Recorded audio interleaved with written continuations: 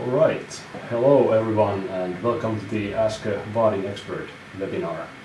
My name is Lehto and I work as a Vaadin Expert and Project Manager with the Vaadin Ltd here in Turku, Finland. And I'm here to have this webinar with my colleague Leif Åstrand, who works in the core R&D of Vaadin. Yes, hello. And today's topic about the Ask a Vaadin Expert is mainly directed for the Vaadin Certification Week, meaning that during this week the certification for the Vaadin framework is free of charge, and our intention is to help you get the best possible outcome with the certification exam and openly and freely discuss on all the Vaadin related topics and just to answer the questions of the community in a best possible way so that you would get maximum benefit of actually passing the exam successfully. Alright, but before going there, actually a little bit of what's up on the webinar today. So basically the certification week is currently going on and the purpose is to guide you there, as we already mentioned. But before we actually take any questions or allow community to ask the questions, we'll do a little introduction on Vaadin framework in general, mainly because we actually got quite a lot of questions already beforehand, and most of them were to do with the basics and core concepts of the Vaadin framework. So we sort of show beneficial that we would first take a little introduction, and during the introduction cover all the main points that were asked from us beforehand, and then at the end of the session we'll concentrate on the questions coming from the community live. So within this introduction we'll mainly first discuss on how to use Vaadin framework, how does the framework internals actually work, and also what kind of benefits the framework provides for the developers, and what are, for example, the key points of the Vaadin application development. Then we were also asked quite often that how do you get started with the Vaadin framework, and what are the key principles and things you would have to know before actually being able to be productive with Vaadin. So we'll try to cover all these basics before going into the questions of the community in the Q&A session after the introduction. So in general, what Vaadin is. What is Vaadin? Even though many of you, of course, are familiar on some sense with Vaadin, one thing that might not be too common for everyone is that Vaadin is actually a Finnish word for a reindeer. And more to the point, the logo of Vaadin actually resembles the horns of the reindeer, and well, with little imagination you could actually see that Vaadin logo also symbolizes the web application development and, for example, programming languages like Java with the curly bracket. So what Vaadin really is, aside from being a reindeer, Vaadin is a user interface framework for rich internet applications. And with the rich internet applications, we basically mean that developers can create and build applications with little effort, striving on the developer productivity. And what striving on and striving to developer productivity really means is that Vaadin abstracts away the hard parts of the web application development and allows the developers to concentrate on the core business logic of their application and the problem that they're trying to solve. So Vaadin will do its best to abstract the hard parts of web application development from the developers who only want to concentrate on the business problems of their actual application. Well, how does Vaadin then do this? Mostly with the idea that we don't want to directly show all the underlying JavaScript document object model or transportation techniques for the developers, but instead we strive on just allowing developers to use Java throughout the entire application stack. So this means that as Vaadin is a server-side framework, everything there that is coming from the Java, from tooling to all the existing libraries, can be used. And then all the way on the client side, the development of new widgets can also be done purely with Java, since we're using the Google Web Toolkit, so GWT.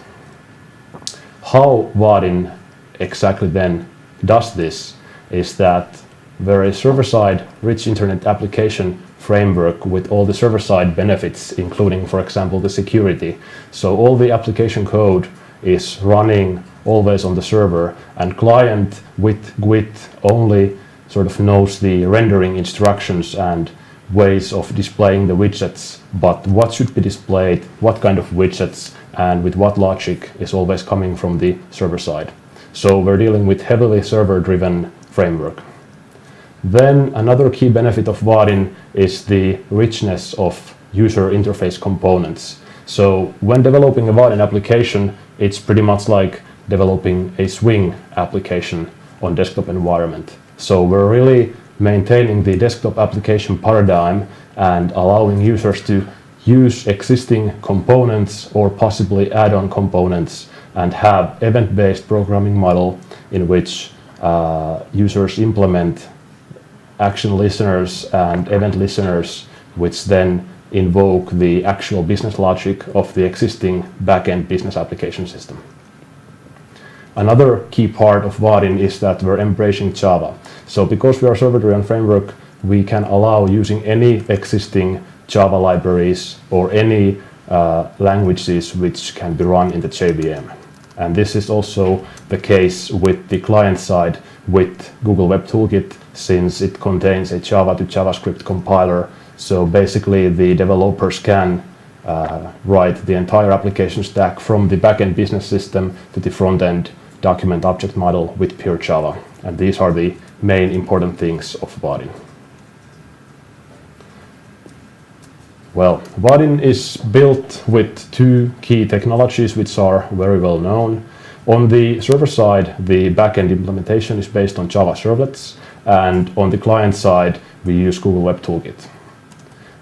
How this exactly works and behaves can be shown with this diagram. So starting from the left bottom corner, we have client interaction going on in the web browser, where a client, for example, interacts with some text area, clicks on a button, or does whatever client interaction he wants with the components. This will, on the client browser, be received by a click events or any kind of browser events that take place in the browser environment. And Vaadin's client-side engine built on top of the Google Web Toolkit will take on these events and transmit them as AJAX-based HTTP requests on the server side, where we have our server-side counterpart that receives these requests and handles them so that the actual component which server-side representation gets the request from the client is able then to handle it and actually invoke the logic that we, for example, see in the step 3. And basically this is the part in which the application developers interact with their existing business backend, meaning that developers will simply write event listeners which allow to command and interact with any existing backend system. Well, in many cases, the events that user does somehow mutate the state of the Vaadin application or modify what is, for example, visible in the view of an application. So all these component changes and view changes which occur are handled on the server side, and as a client response or as a response for the client, we will send an HTTP response that contains only the changes that occurred on the server side, which will then be transported back to the client-side terminal adapter, which will in turn interpret them and modify the DOM structure of the client browser. So meaning the view and the client-side widgets, which are the counterparts of the server components. Would you, Leif, have anything to add on this part? Well, the thing I could add is that because all your controllers and all your models and everything are running on the server, so then obviously you can use whatever server-side technologies you want to. Yes, that is true. And for example, out of this picture, Vaadin handles most of the client-side things. So leaving just the developers to write the server-side backend implementation as they wish. But of course, this is not a strict limitation. Developers can, of course, modify the client-side widgets and create whatever interaction with JavaScript if they want. But mostly on productivity environment, this is what is the best case of the framework. Well, let's take a bit closer look on how Vaadin works. So let's consider that we have two server-side components. Another one of them is a text field, another one is a button, which basically allow user to see two very simple components which have their own client-side widget representations. And on the server side, we will associate a click listener with the button. And inside the click listener, we implement the application logic, what should happen when a user clicks on the button. So we can, for example, say that we should display a notification that shows some static string and then the value that user had typed into the text field. How this actually works is that initially when user navigates into the page that contains the Vaadin application, there will be an initial HTML that is shown on the browser window. And this initial HTML, in addition of the basic HTML stuff, it also contains the theme and all the graphical assets of the Vaadin framework, as well as the JavaScript part that is the Google Web Toolkit's widget set. And this information that is received from the server, it's basically 1.2 megabytes with Vaadin 7.1. That may sound a lot, but it can quite effectively be compressed into approximately 300 Ks, and with certain reducing technologies or techniques of the widget set and theme, the widget set size and the graphical asset sizes can be dropped down all the way to approximately 135 Ks. Yeah, so basically what this reduction does is that you only include information about the widgets that you will actually be using. Yes. So for instance, because this application does not use the any table components, then we can leave out lots of client-side code that would be needed for showing a table. So basically we're talking about lazy loading of the widget set content on widget level. Anyway, now we've gotten our application running. One thing that is maybe different in Vaadin that you may not realize from the picture is that Vaadin never sends HTML code directly, but instead once the initial HTML is loaded and client-side engine started, Vaadin will then request the content of the view from the server, which is then sent to the client side, where the client-side engine then just changes the actual DOM model of the browser. And in case of our example application, we had our text field and a button, which are now visible for the client browser. Then client types his name on the text field, or whatever he wants, and presses on a grid button.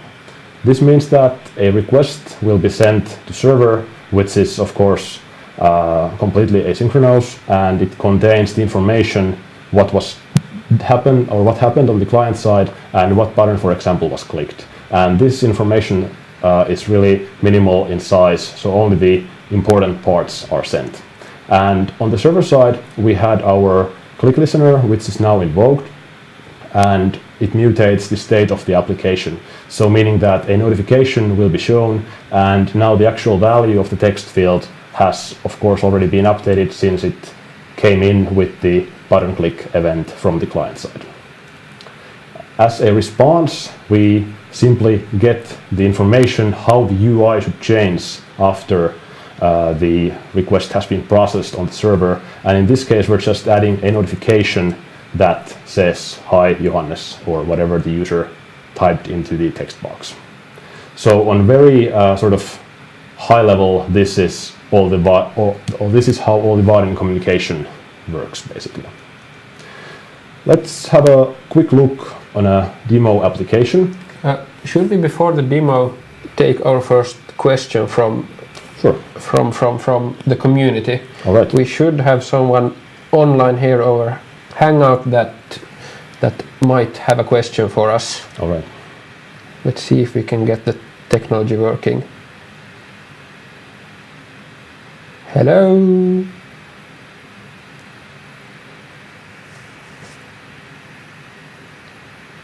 You might need to unmute your microphone if you try to ask a question. Yes.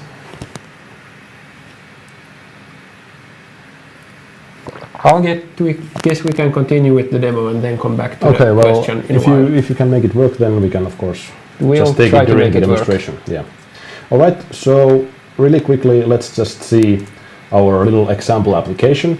So this is a very, very simple application that actually shows the structure of a Javadoc folder composition. And when we click, for example, on a Javadoc, its content is shown in a browser window, or in a, how would you say it, in like a split panel content below the actual table that is showing the composition of the Javadocs. And when user clicks on the table, he can select whatever is shown in the below editor view, and in addition of that, he can click on an edit button and get the actual Javadoc open in the browser window. He can change the content of the Javadoc, and the changes are automatically propagated all the way to the file.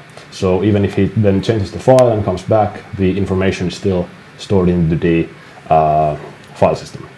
So Leif, how many lines of code would you expect that this kind of an application should maybe take when we're Let's see talking here. about Vaadin? Okay, of course I know, but let's say that I don't know. Then you're reading the file system. You are connecting all these pieces together. You're showing some HTML there.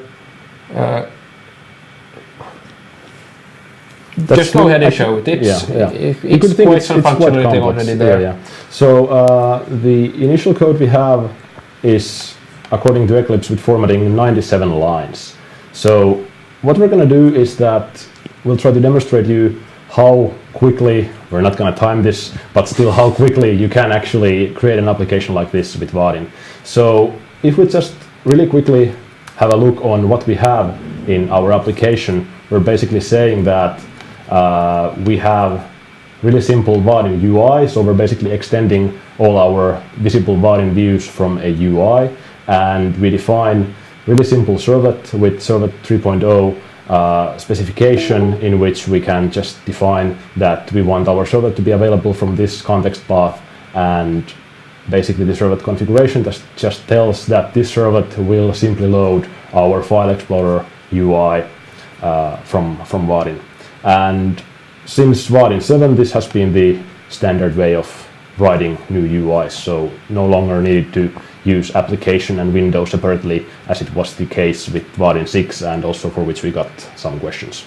So anyway, starting the application development, we basically have a vertical split panel, and that's from the GUID part. So let's actually retry. So we have our vertical split panel, which is where exactly? Of course, you always get in trouble when you try to show something. So we have our split panel, and the vertical split panel is basically really simple Vaadin component, for which we can just say that it should take all the available space from our UI. And for our UI, we just say that set content, which means that the content of the UI will be our split. And with this initial configuration, we can refresh our application page, and we have very simple vertical split panel that we can drag here. And currently the both component positions of the split panel are still empty, so we can start by, for example, adding our table, and we do that by using Vaadin table component. And in our table, we first import that from the Vaadin UI package and say that table should also take the full size. And this full size is now relative to the size of the first component area inside the vertical split panel. So we're just saying that for the split we're setting first component, which is our table. And looking what this looks like, we have a component on the first part here that actually reacts to changing the size, which you might not see that clearly now since the table is of course by default empty. We want to show some content in our table, so Vaadin provides quite wide variety of different container implementations, and one of them is, for example, the file system container. So we can instantiate the file system container, and let's just call it file system container. And for the file system container, we want to specify some root folder which this container should show. And of course, the file system container can only interact with the file system of the server, so you can't specify any client file system here. So we're doing this with really simply a Java file pointer and just saying that the container will be linked to my javadoc folder, which I have predefined up here. So given the file system container, for the table we say that set container data source, which is now our file system container. And this already alone changes what we see quite dramatically. So now we actually have a listing of file content in our Vaadin table component purely based on one container implementation. So the container defines all the columns which we have in our table and just allows table to show it and render the content for the client. And isn't it, Leif, so that regardless of whatever Vaadin container you use, the table always lazily loads just the part that is visible for the client? So of course all the content in the container is in the server memory already, but what is transferred for the client side is just lazily done. The browser only sees like tens of rows above and tens of rows below what's shown there on the screen, and everything else is then lazy loaded, and those before and after are of course there, so that when you start scrolling just a little, then the data is already there. Yeah. All right, that sounds about right. So looking our initial version, we don't have sort of a hierarchy here which you have in your file system. So how do we have a hierarchy in our Vaadin table? That's actually in this case quite simple, so we can just change our table into a tree table, and this contains like built-in support for hierarchical containers. So file system container is by its nature hierarchical, and just changing the component and reloading, we actually get these little arrows here that now display what kind of files and what kind of structure we have in our application. And file system containers can of course be used with or as a container data source of any kind of a component that uses containers to display their information. All right, well, comparing the differences, we can't still click on things here, and we can't, for example, show any content of the file. So let's try to fix that. What we want to do is basically that we get the textual content of the file and we display it in some suitable component, which in this case could be, for example, a label that shows the content in HTML mode, since the javadocs are HTML files, and that way. Yeah, that might not be the best from a data security point of view, but it's at least the HTML. And what we do then is that for our split panel, we say that second component should be the content. And now that we have added the content, it's still basically empty because we have not defined any data for the actual label. So how do we do that? Well, we're now using file system container, so we know that we're working with files, and as I already mentioned, Vaadin is heavily event-based. So we'll have to introduce some kind of an event listener for our table to make it behave the way we want. So we can say to the table that add value change listener and just make a new one, which is Vaadin's property value change listener.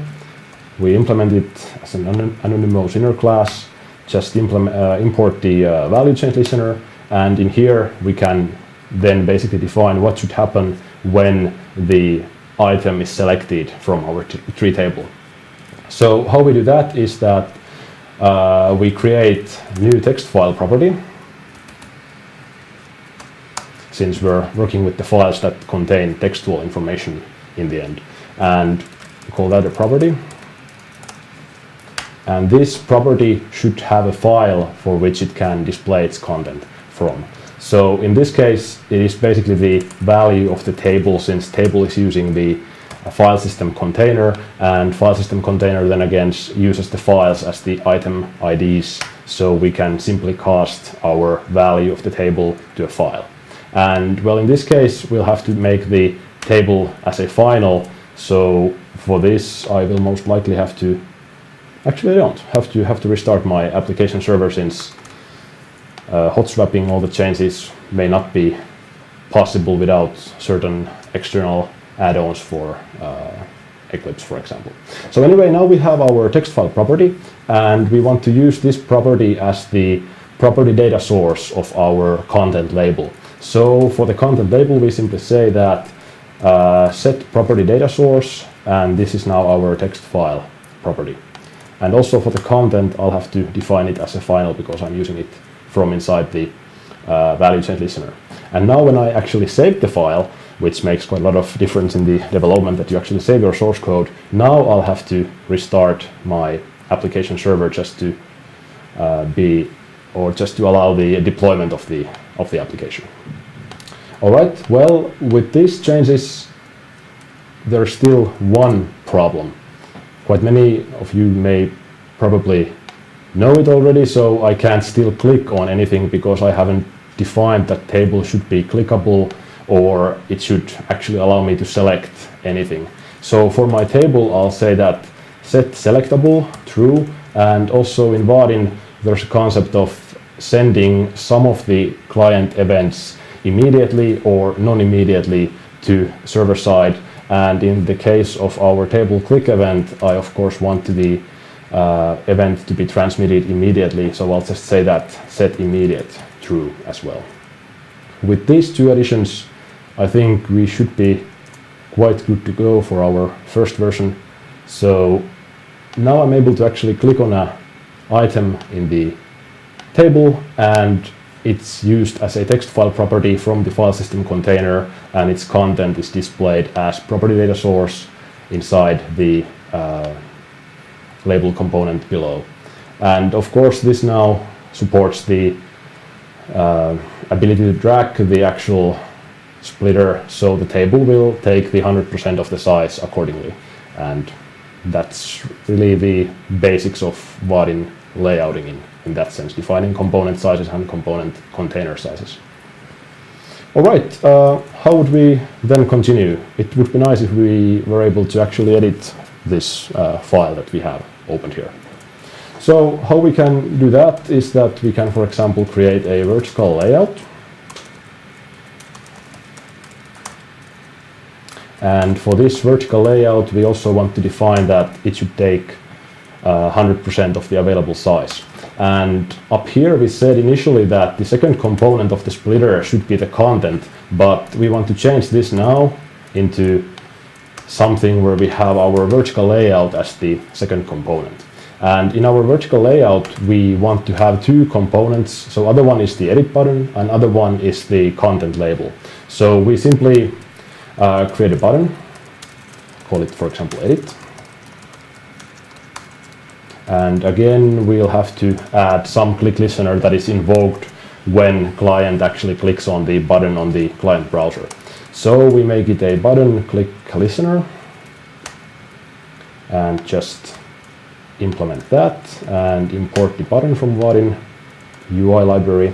And in the button click listener, we then define what should happen on the server environment when the click listener is invoked and the click event comes in from the client browser. So here we can, for example, say that we have a window, which is a way to define a sub window in Vaadin. We say that we want to have some size for the window, for example 500 pixels wide, and height could for example be 400 pixels. This window we want to center, so it means that when the window is displayed, it is automatically centered on the browser window.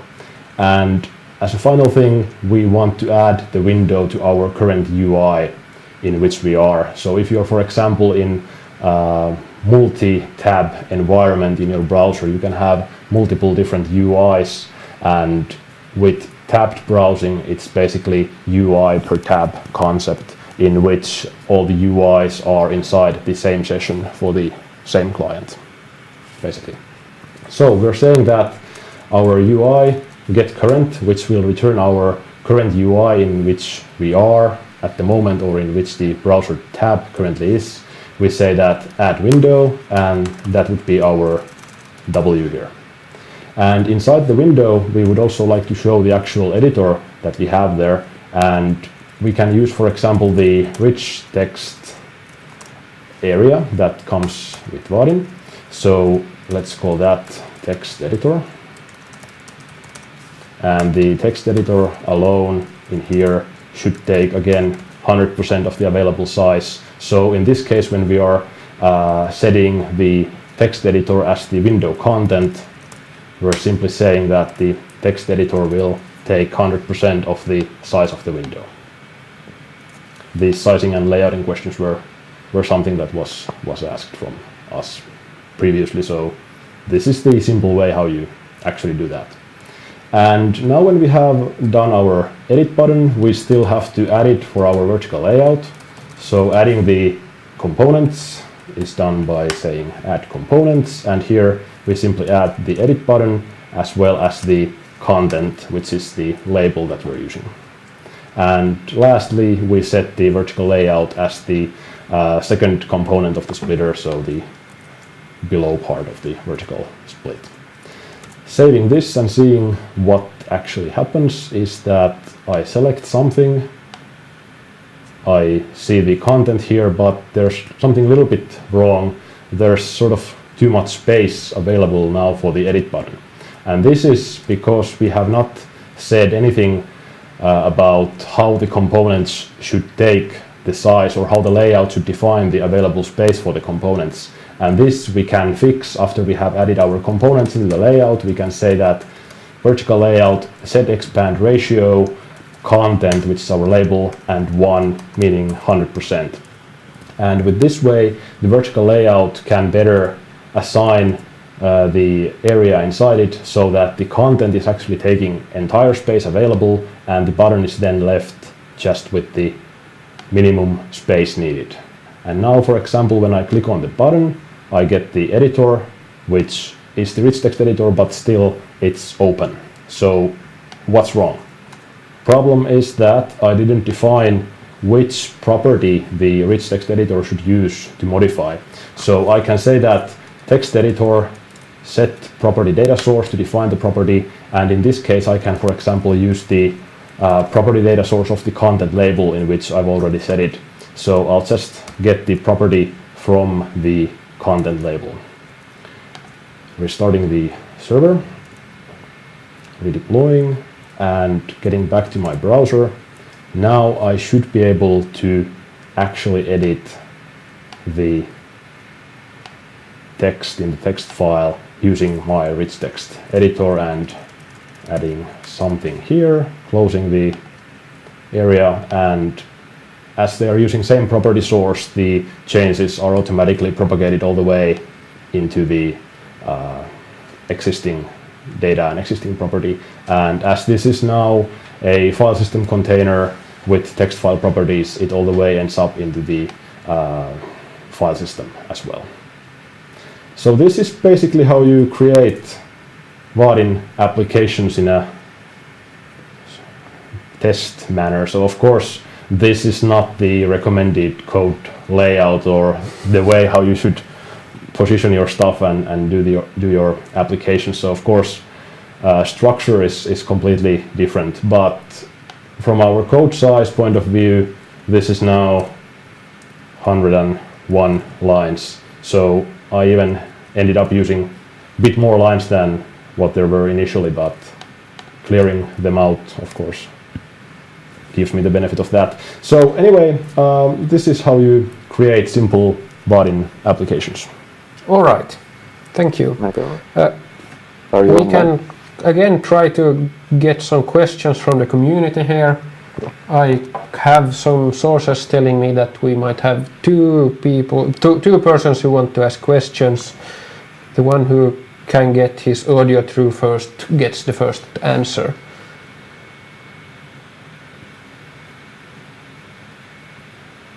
I don't hear anything. Anyone else who wants to say something? We are doing some experimenting with the format here. Hopefully someone will be able to actually ask some questions. Right now I don't hear anything from the Hangout.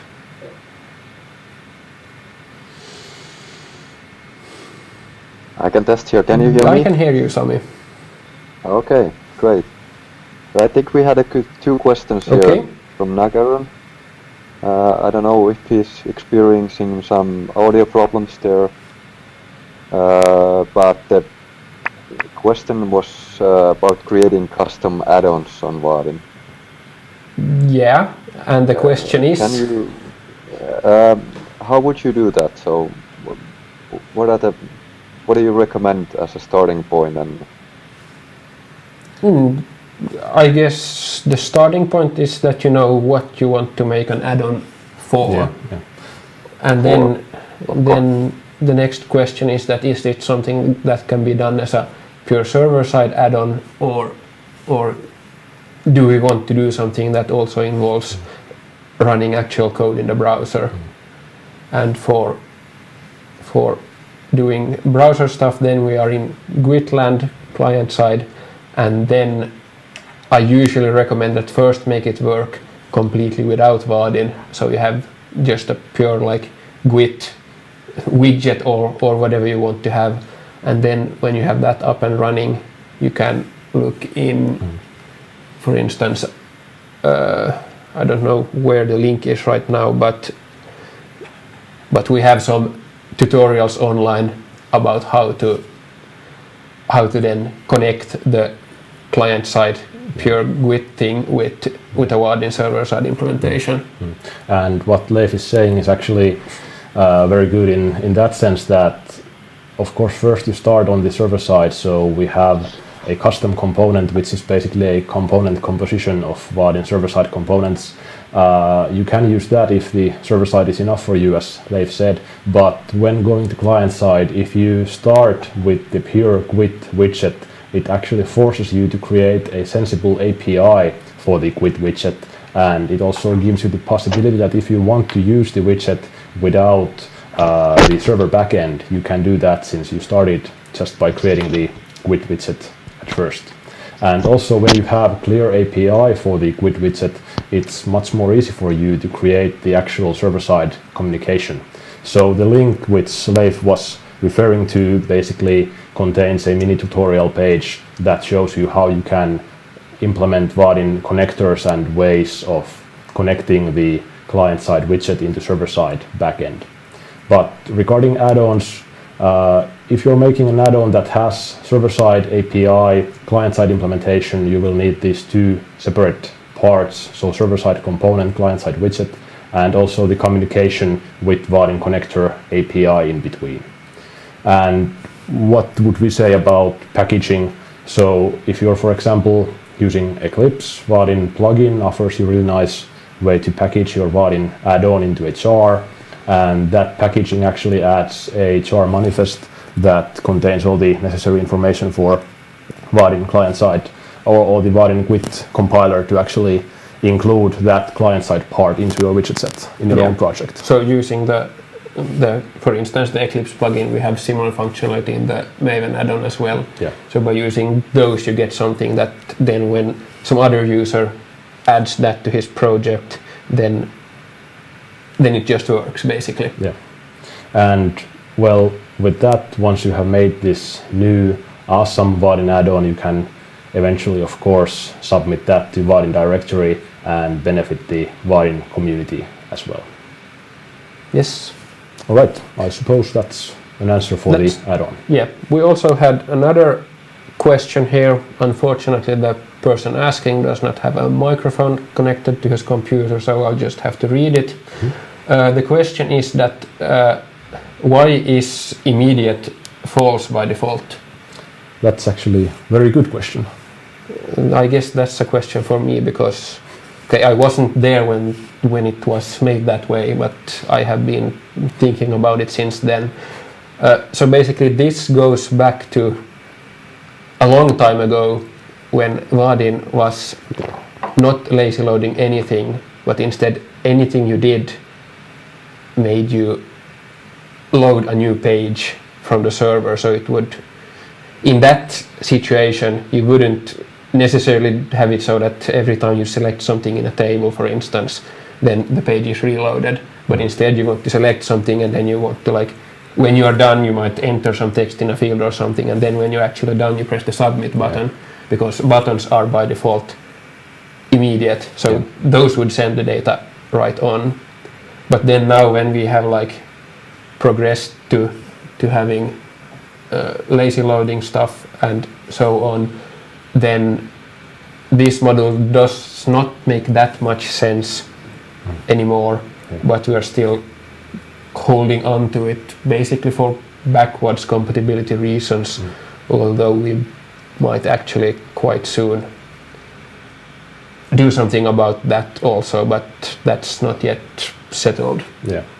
And anyway, when you have some widgets on the client side which are non-immediate, if user performs some interaction with them, Vaadin client side actually queues the interaction into an event queue, and when there is an immediate event, then this queue is purged into the server side. Yeah, so everything will get to the server and the server will see it in the order it actually happened, but it might not happen immediately, but then only when someone, for instance, clicks a button or something else that is set to be immediate. Yeah.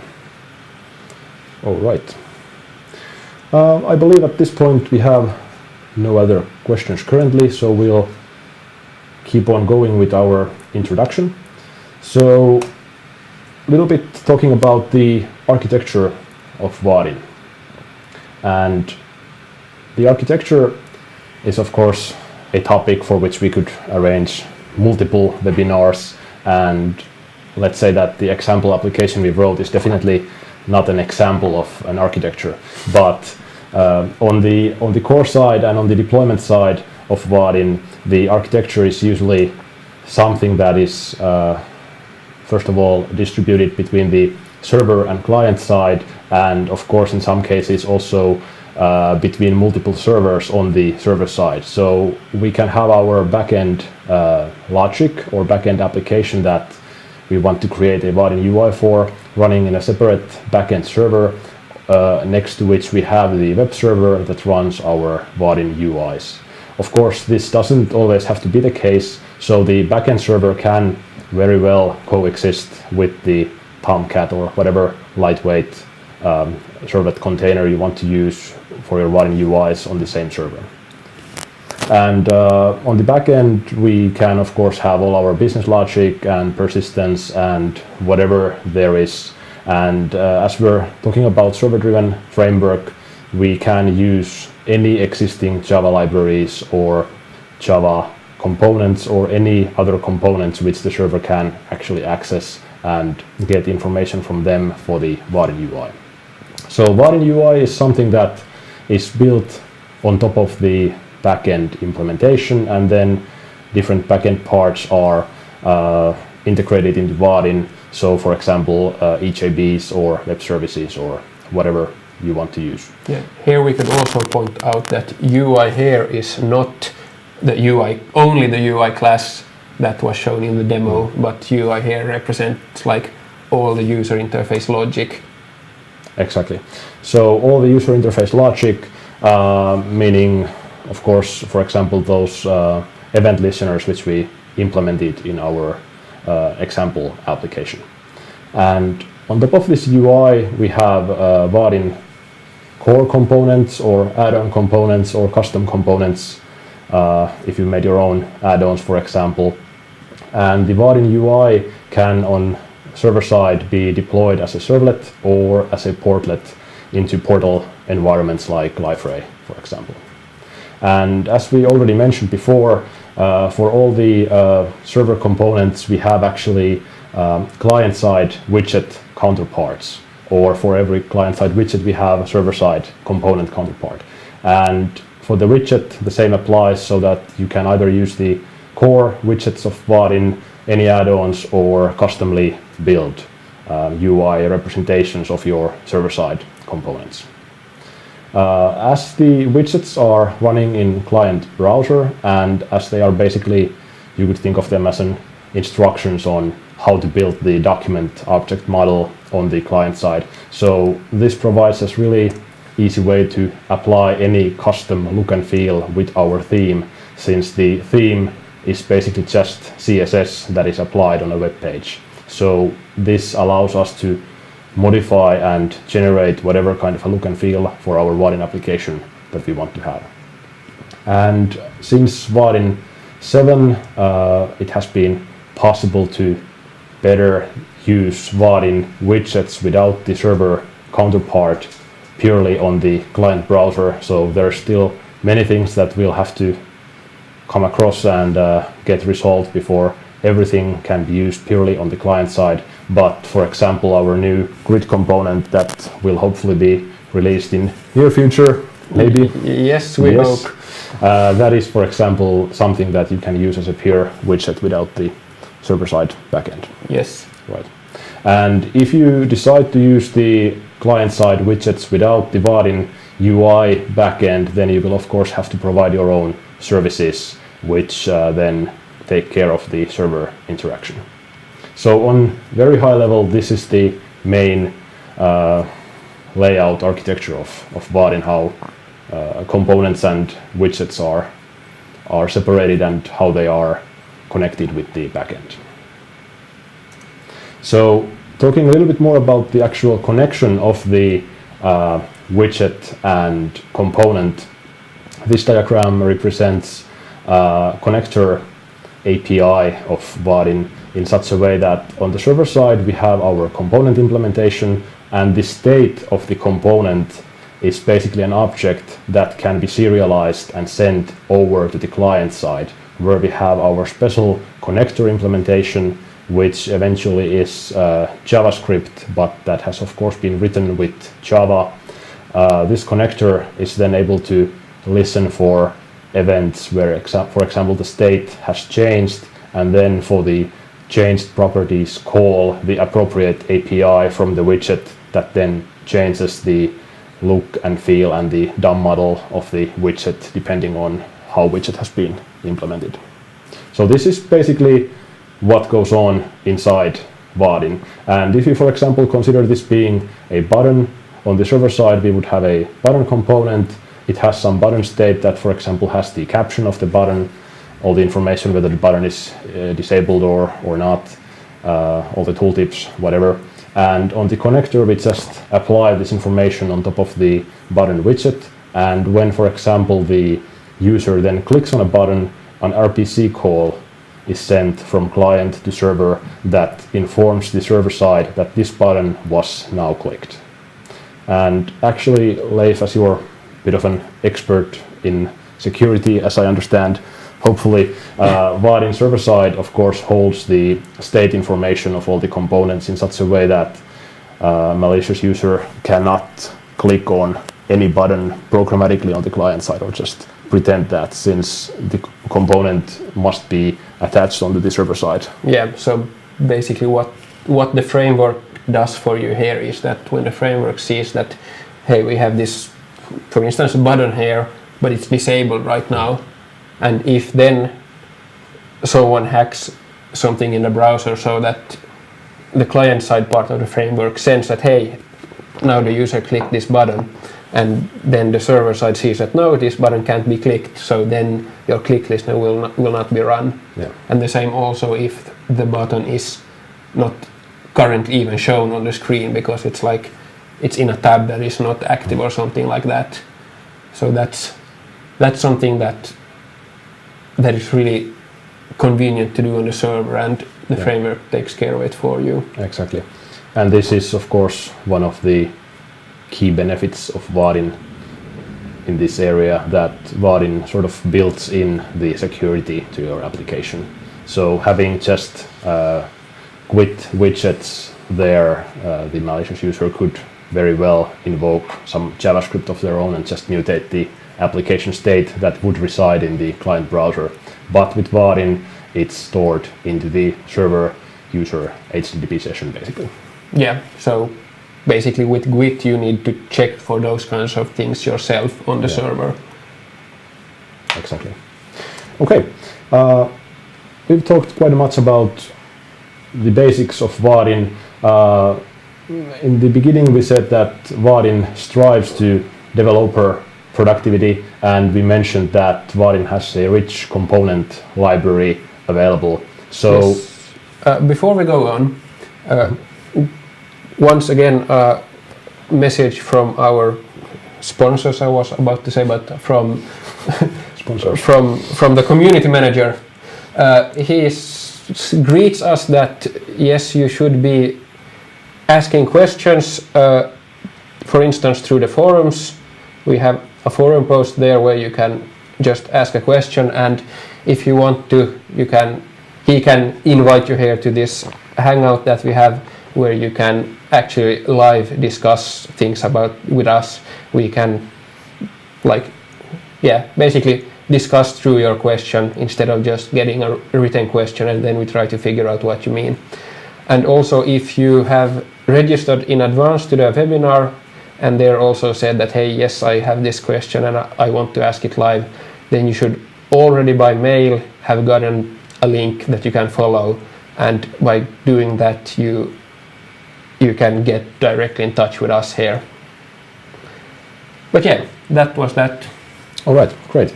So moving on to the rich components, they can actually be split into 3 different categories. So user interface components, data source part, and theme in Vaadin.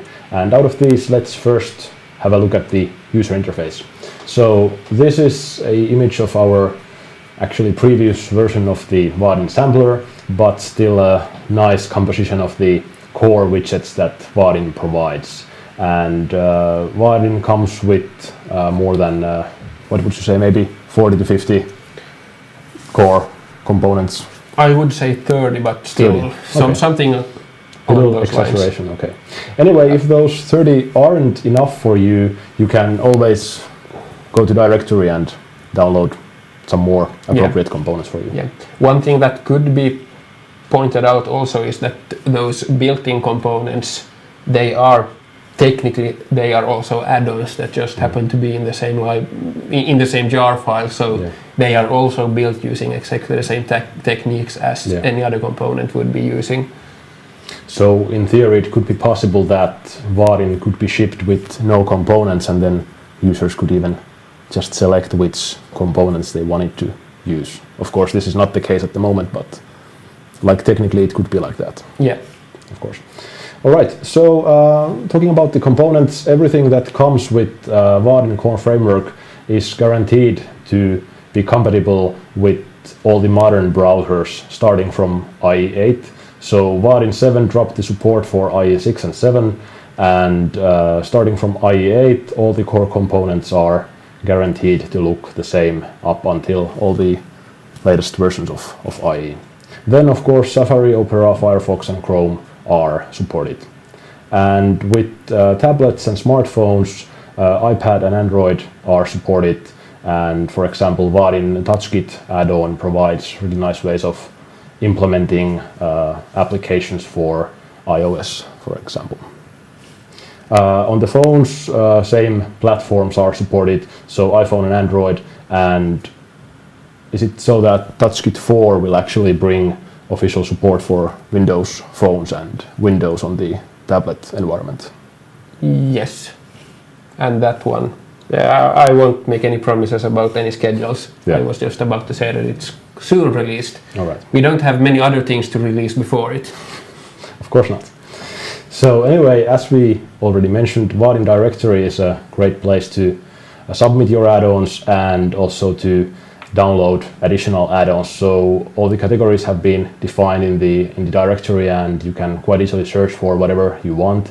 And currently the directory contains more than 400 add-on components as a jar, which you can simply drop into your project and compile a widget set afterwards if the add-on that you downloaded contained a client-side implementations. Then talking about the data sources, so as we already saw in the example application, we had a file system container, which is a container data source for a table component, for example. And Vaadin basically divides the data model into 3 different layers. So we have properties, which are mainly typed values. Then we have items, which are collections of properties. And eventually we have containers, which are collections of items. And you could, for example, think of this as a database table in such a way that property is a single column in a database table. Item is the entire table in the sense that it contains all the properties, and the different instances of an item are basically the rows in your database table, which are then mapped by the container. Then we also have different container additional interfaces. So containers can, for example, be ordered, indexed, sorted, and filtered. And for example, the file system container was hierarchical. So it implements the hierarchical container interface. Vaadin core comes with quite many different container implementations, but nothing prevents you from downloading additional from the directory or even creating ones of your own just by implementing the interfaces which you want. And out of these we have a couple of examples, like for example direct EclipseLink or Hibernate containers, Vaadin JPA container, Google App Engine compatible containers, or anything from Lucene containers to whatever. Yeah, and if it's not already there, you can implement it yourself. Exactly. But very many are already implemented, yeah. So you don't need to do it. Yeah.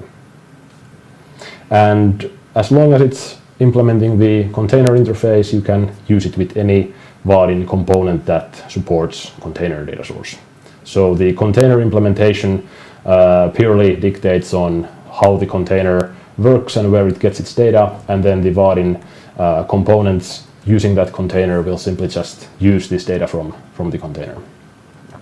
Okay, as a final part of the component library, we could a little bit look into the theme, unless we first want to take some more questions. I think we can get this overview of Vaadin settled first, and then we go straight on to all those questions. Great. Okay, so talking about the theme quickly, Vaadin currently comes with what, 3 built-in themes? So Reindeer, Uno, and yeah. We actually, now when you mention it, we had a question about this. So yes, Vaadin basically has 3 built-in general-purpose themes. It's Reindeer, Runo, and Chameleon. Then there was someone who had found out that actually there's a mistake in one part of Book of Vaadin where it only mentions 2 of those. And then also, if you look technically at it, there's also a base theme and a liferame theme included in like the jars. But those are not like, okay, the liferame theme is obviously only for use, or it looks like in the liferame portal you can use it if you want to, but it's not really meant to be used in any other cases. And then the built-in base theme, it's really a bare minimum theme that you can use as a foundation for creating your own theme, but it's not anything you typically would want to use as is. Yeah, of course. So basically 3 themes in Vaadin right now. All right, and Vaadin 7.2 will actually bring a completely new parameterizable, syntactically awesome style sheet, SAS compatible. We'll get theme. back to that when it's ready. When it's ready. So no promises there. Probably after TouchKit 4. Okay, Great. So as Leif or I, either one of us already mentioned about the Chameleon theme, it's a way to customize the color scheme and some fonts of the Vaadin theme, and at least previously we even had a page on our site that allowed you to actually customize the Chameleon theme and then just download the package that contained the theme with your current changes. So are you aware whether this functionality is still available at Vaadin.com? It used to be there at some point, but was it ever brought up to Vaadin 7? I must say I'm not 100% sure about that one. Yeah. Anyway, Chameleon theme is something that allows you to customize, for example, the colors of the UI much more simply. And the new theme that was mentioned that hopefully comes out at some point will of course allow to do much more and much advanced customizations than the existing Chameleon theme allows you to do. As I already mentioned, SAS, so syntactically awesome style sheets, is a concept that allows you to write more high-level CSS. And as browsers of course don't support SAS out of the box, there is a conversion done from SAS to regular CSS by Vaadin when SAS theme is compiled to CSS. And this is, for example, happening in development mode by default unless you have pre-compiled your theme, and then again, for example, when you deploy your Vaadin application to production, you should always have the theme pre-compiled just to save server resources. Yeah, so when using Maven, it's done when you are building the package, and in Eclipse you need to press this button that compiles the files and puts them in place, and then when you build a package from what's in Eclipse, yes, then it's included there. Exactly. So SAS is on really high level, that's almost another topic of an entire webinar, but on very high level it's something that allows you, for example, to define constants and variables and call functions. So for example, in the content navigation here we have a darken function and we want to darken our blue color by 9%, and into the eventual CSS we then get this color as darkened by this mentioned 9%. We also support mixins with SAS, so this is a great way to, for example, wrap certain add-on components into their own mixin, and this way make sure that they don't actually interfere with each other or any other Vaadin components or themes. Talking about the last point, so embracing Java. As we're talking about server-driven framework, we can use any language that the JVM can actually execute, and we could maybe even start with just by saying that Scala is, or we can use Scala sort of out of the box to create Vaadin applications, and we even have a excellent add-on in Vaadin directory called Scaladin that is basically a Scala wrapper for Vaadin API implemented by Henri Kerola. Then all the development environments which are common for or familiar for any Java developer, so Eclipse, IntelliJ IDE, NetBeans, and the build tools like Maven and Ant are of course all available for the development. And as we are embracing Java, we of course say that also the client-side parts can be created with Java. So even though they are JavaScript in the browser in the end, done with Git, we simply compile the Java to JavaScript and send that to the client side in a widget set. So basically Vaadin 7 nowadays includes the entire Git, and while it's included in the Vaadin, we could maybe even say that Vaadin could be on some level used as a drop-in replacement for Git projects. If you yes, because everything is included. Yeah. There are some small problems that we are working on with getting it, for instance, to be recognized by the, but still it works.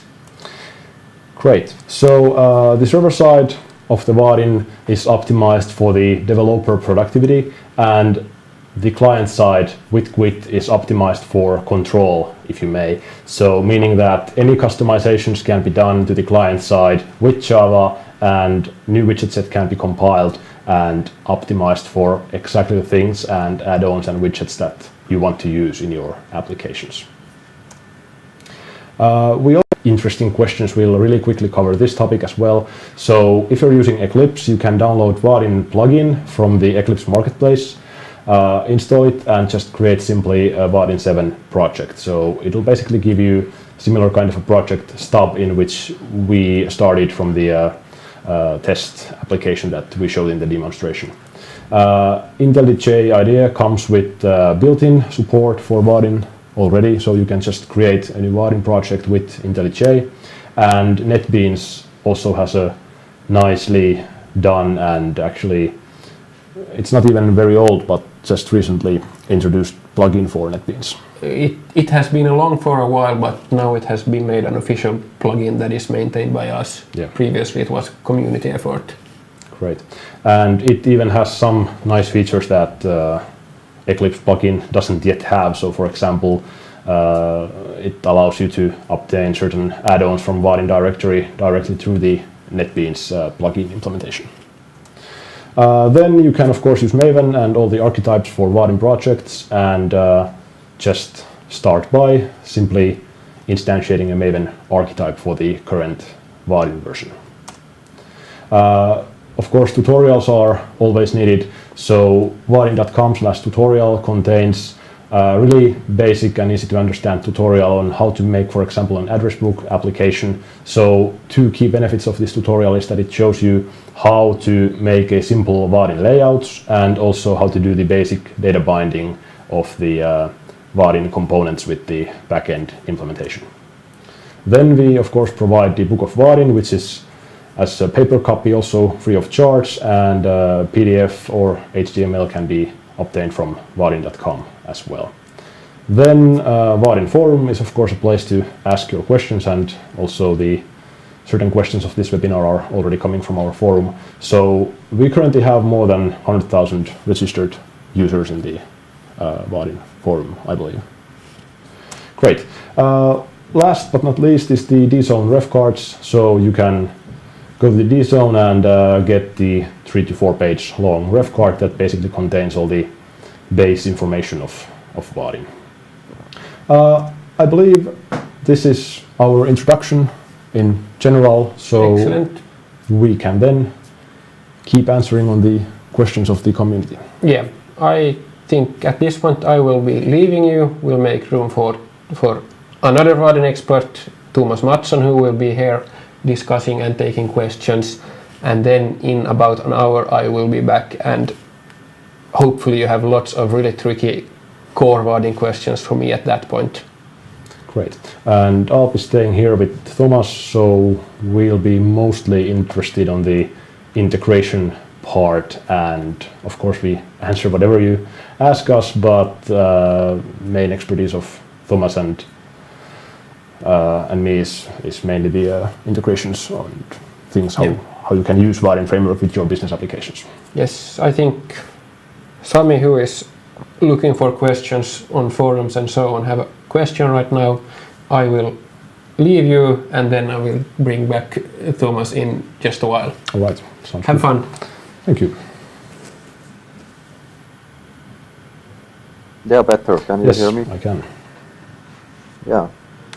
So there, Robert approached me on email and asked about multi-display support in Vaadin.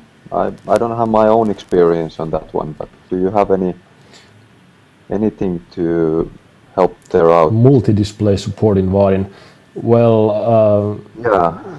or multiple monitors. Multiple monitors. Actually, Vaadin 7 has evolved quite much from Vaadin 6 in a sense that with Vaadin 6 you couldn't out of the box implement sort of a multi-browser tab or multi-window functionality, since if you, for example, open the same URL from different browser tabs, it would have easily caused you out of sync problem.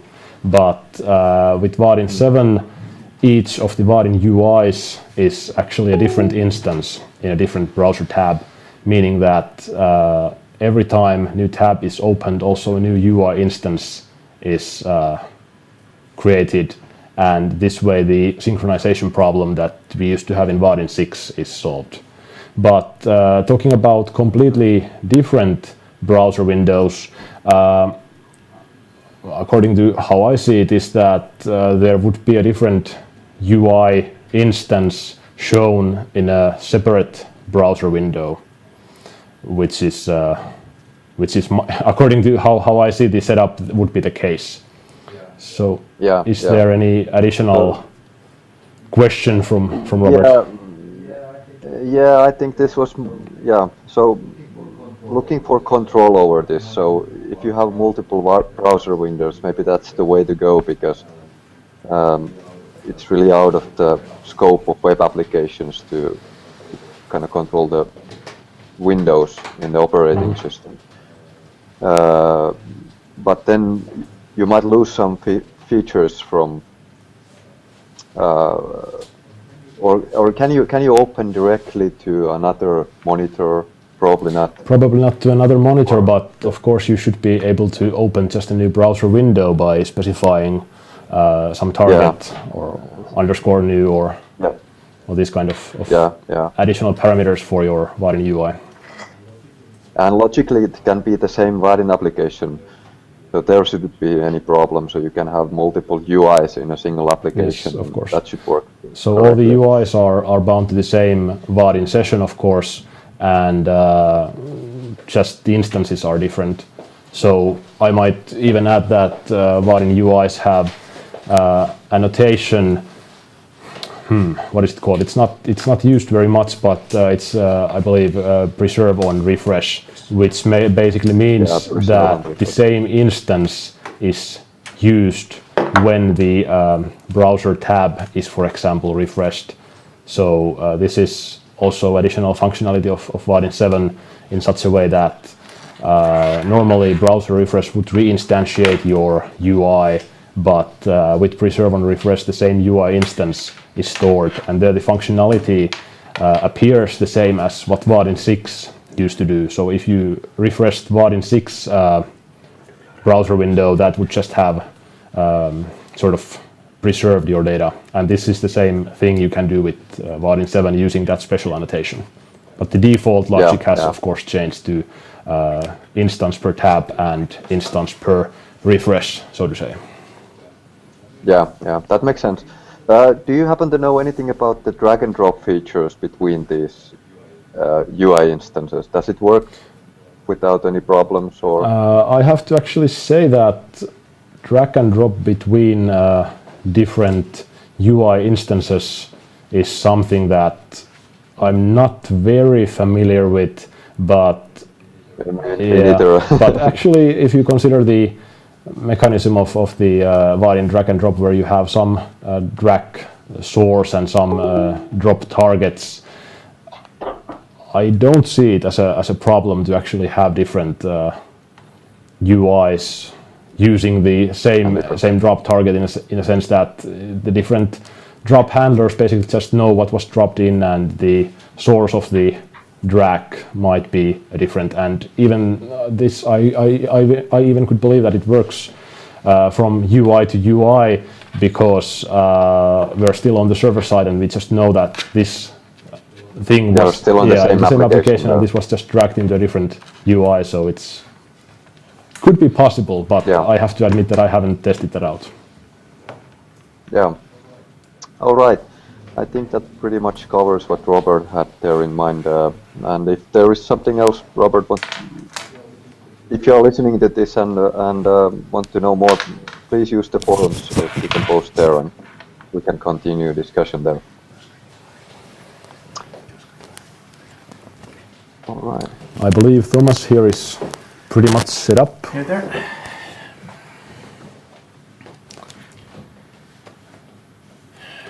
Yes, we actually, unless we have any questions coming in live at the moment, we had a list of pre-given questions, so to say. So just a little moment and I'll filter these out for Thomas.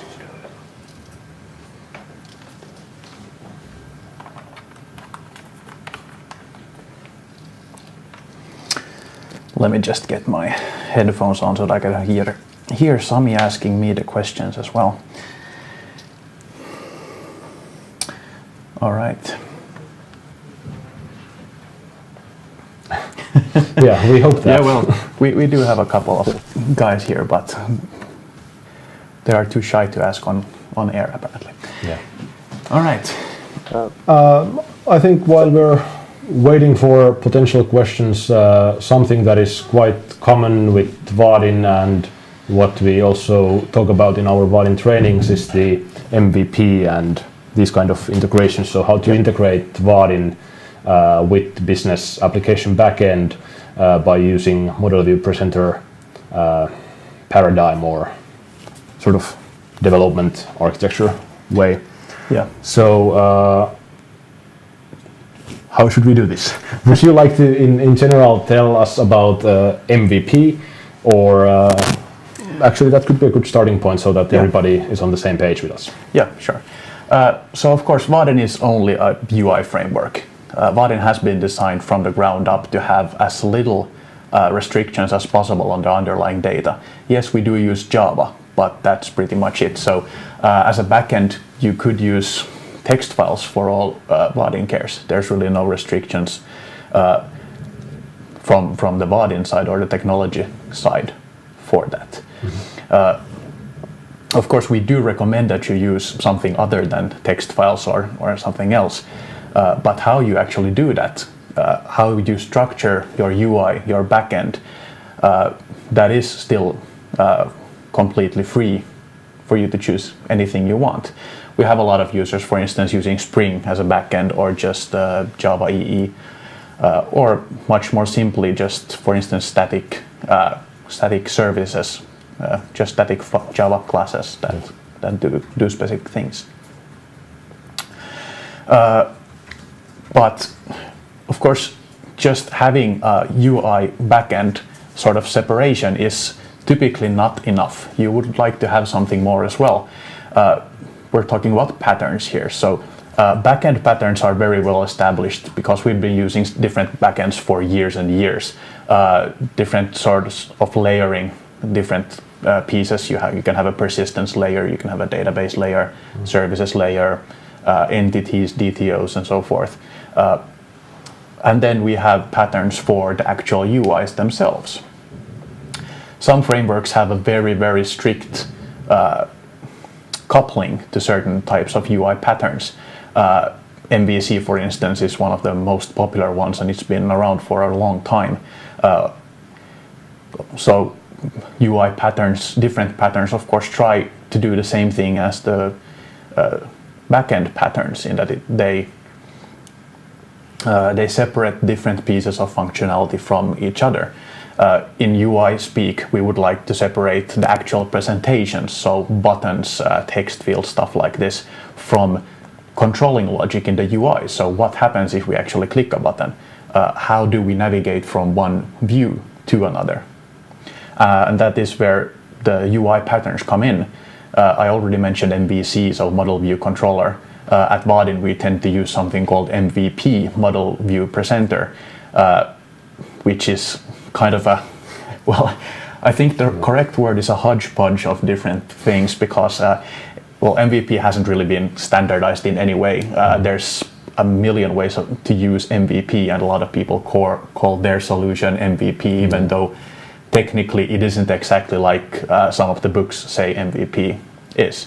And I'm not saying that we're doing any different than that. We have our own way of doing MVP, but it works for us. Yeah.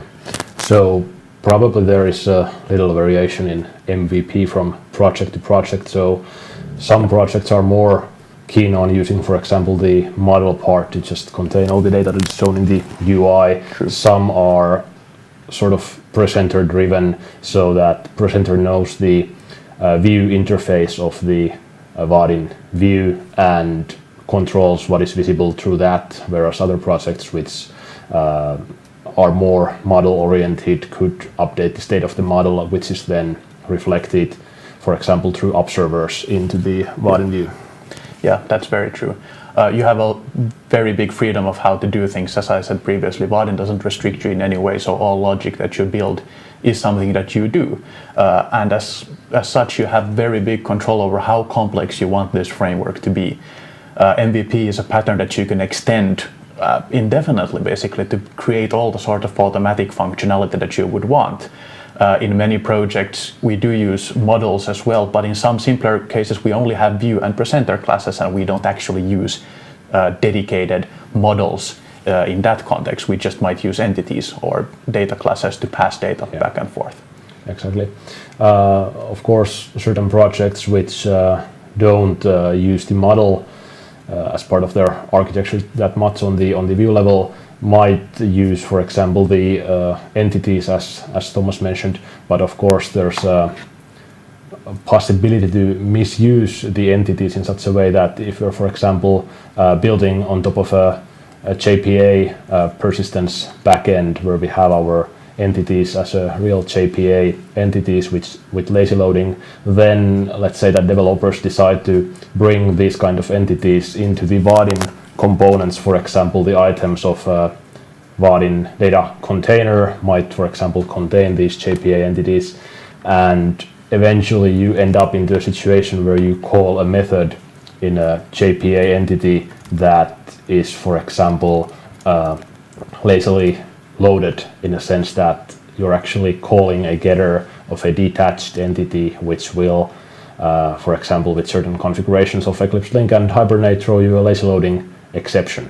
So it's usually preferable to avoid passing entities directly into the Vaadin layer, in a sense that you could, for example, on your presenter layer, handle the situation so that the presenter will just control the view and basically the logic of the view. And when something occurs in the view, presenter could make a backend service call to get the entities and, for example, build the DTO-based model of these objects and then just populate the Vaadin components or containers with this kind of a DTO-based solution. And this would already help you with the lazy loading problems, which possibly quite many developers have faced when using Vaadin, which of course originate from the fact that Vaadin as a stateful server-side framework can keep the references to detached entities, which then in certain cases might cause these lazy loading exceptions. And well, talking about, for example, the presenters and the role of the presenter, which is maybe the main interest when doing MVP. So presenter is, we could almost say that presenter is a mediator between the UI and the backend in such a way that the presenter knows about the backend services and about the API of the view. Yes. All right. All right. That's for a very, very brief introduction to UI patterns and a little bit of background on how we use them here in Vaadin. Just a moment, I have some slides coming up on the Vaadin Navigator in just a moment. I need to switch networks though before that so that I can share my screen. I'm running on a wireless and I need the wired one. Yeah. We could actually, while setting up the configuration, just take a quick 2 to 3 minute break and get back to you when we have gotten our network issues resolved. Yes. Okay. So just a couple of minutes. Great.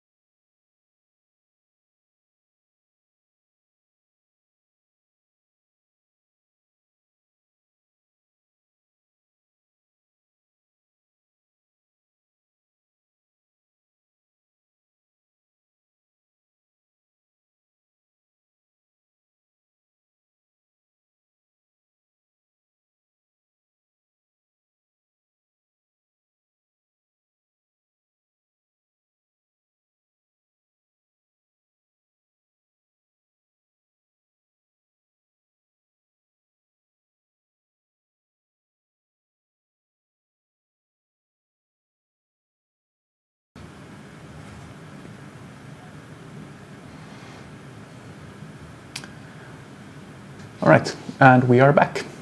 Great. All right, so we talked a little bit about UI patterns and how we use MVP in Vaadin. I like to talk about something a little bit different, but something that helps creating structure in your Vaadin application. It's something that we introduced in Vaadin 7 to help with navigating between one view and another. Those of you who have worked with Vaadin for a while know that if you want to navigate from one part of the application to another, you need to do add component, remove component, or replace component calls. And this might get tiresome, and it's a place where you can introduce some bugs into your application.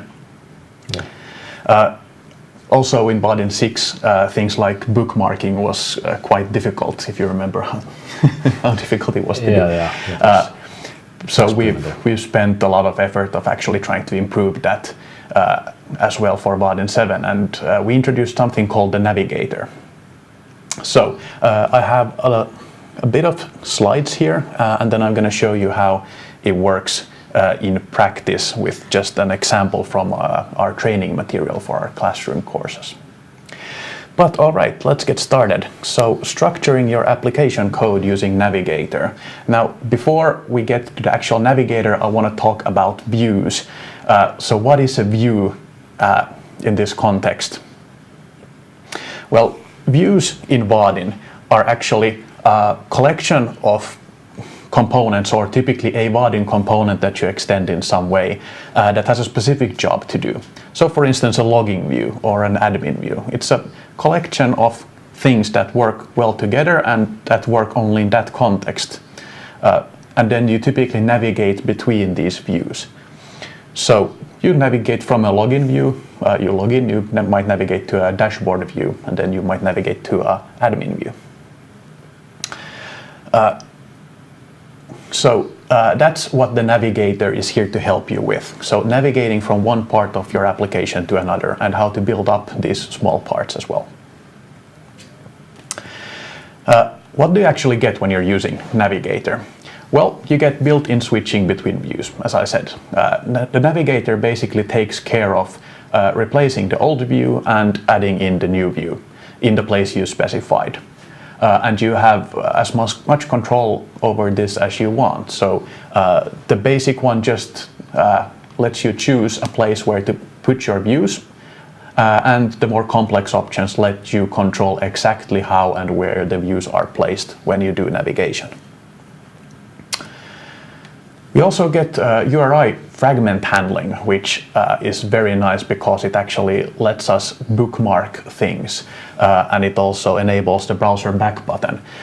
So you have bookmarkable views browser navigation. When you press the back button in a browser, you actually get to your previous page and not Google or whatever other page you happen to be on before you enter the actual Vaadin application. Yeah, that was actually really annoying with Vaadin 6 unless Yes. you use the experimental URI fragment components. You really, as Thomas said, ended up, or of course when you, for example, press a backspace, it's a natural thing to do when you try to do the back, and that moves you back into the previous page before the actual Vaadin application, which is really irritating because then it's completely out of Vaadin's control what happens with the data. Yeah. And for example, in Vaadin 7, where we reinstantiate the UI, then it actually would have lost all your data. Yeah. So this is a great improvement in that sense. Yes, it definitely is.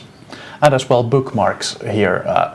So you can bookmark a specific view, and when you navigate back to that, Vaadin automatically knows what view you want to be on and changes what you see accordingly. So you can bookmark the dashboard view and get directly to that. In many cases, you have a login page in between, so you might not want to navigate directly to your dashboard view, but still the navigator will help you with this as well. Yeah, so with that, you could, for example, when you're in a system that requires you to log in, you have a bookmark to a certain view. Before we actually allow the user to navigate into a view that is only available after login, we would first show the login page, then store the actual fragment part, and once the login has been approved, then just programmatically call navigator to navigate to this view. Yeah, exactly. So much better than Vaadin 6 and much easier to do than without the navigator utility. All right, so how does the code look and how does this work under the hood? Well, the basis is, of course, views. You navigate between views, which means that you have to define the views before you do anything else. So here is a code snippet from a class definition. We have a dashboard view, extends some sort of custom component or a layout, typically vertical layout or CSS layout. And then we implement the Vaadin navigator view interface. That basically marks this component to the navigator as being navigatable. So you can now take this or an instance of this component and then navigate from and to it. Then you need to register all of your views and you need to tell your Vaadin application that you want to use Navigator. Navigator isn't, of course, something that is enabled by default by any means. You actually have to tell the UI that, okay, I want to use Navigator now. So this is how you do it. Typically in your UI, when we start the application, we create a Navigator object and give it some parameters. The parameters are the UI and where you actually want to put the navigatable content. So we call this and this, meaning that, okay, we want to change everything on the UI, everything that's visible. After that, you just add all of your views. So you register them basically to this navigation handler that you have. So it takes a fragment and then the object that you just had, or an object from the class that you created. And fragment in this case would be the string that appears in the URL. So it's part of the URL that actually, when that's changed, the URL doesn't change, and that doesn't cause a new page reload, but instead it's just something that we can grab on the client side and then notify server that the fragment has changed. So there's no HTML gets or posts involved here at all. It's still very much Ajax. So this is when you fill in the string fragment that you want. So we basically tell the navigator to map this dashboard fragment to this specific object that of our layout class or our custom component. Of course, if you want better control, you want to use a view provider. I'm going to go through this a little bit later on. I'm going to tell you a little bit how you do this with CDI, for instance. But the default one is when you use this just normal add view, then the navigator itself will decide when to create classes, when to navigate to them, and you don't have that much control over what's happening. Some people like that, and in most cases it's fine. But if you do need more control, you can use the view provider interface and add that to your navigator to give you more control. So you have all of your views created, you have the classes, and you have them registered at startup. How do you actually do the navigation then? Well, as Peter said, the navigation bar or the address bar in your browser is actually now active. So you could actually type in the address that you want for the particular view in your address bar, and that would work. But most of us probably want to use this programmatically using Vaadin buttons instead. So you call this method here, navigator.navigate_to, and give it the fragment of the view you want to go to. Typically, you don't have a reference to the actual navigator object somewhere where you would have this particular button, for instance, in a header or a menu or somewhere. So you can get the navigator like this as well, so through the UI thread local. And this is exactly the same way how we, for example, added the sub window in our example application to the current UI in which we are. So as we already mentioned, different tabs in browsers each have their own UI instance, and with that they of course have also their own navigator instance. So it's important to define that this UI should use its navigator to navigate into this and this particular view. Yes. So it's really this simple. You just call navigate to, and then the UI changes for you. a short look of how the browser address bar actually looks like when you're using it. So I'm running on a local host address here. My app is called My App, and then we have this hashtag exclamation mark identifier here, which tells Vaadin that, hey, we're using the navigator and we want to navigate to whatever comes after the identifier. So in this case, it's our dashboard. And as said previously, this is bookmarkable, and this green part here changes dynamically depending on which page you navigate to. So using the browser's back and forward buttons, you will only change the green part from now on. So back and forward would work as you would expect them to work. Where is this rendered then?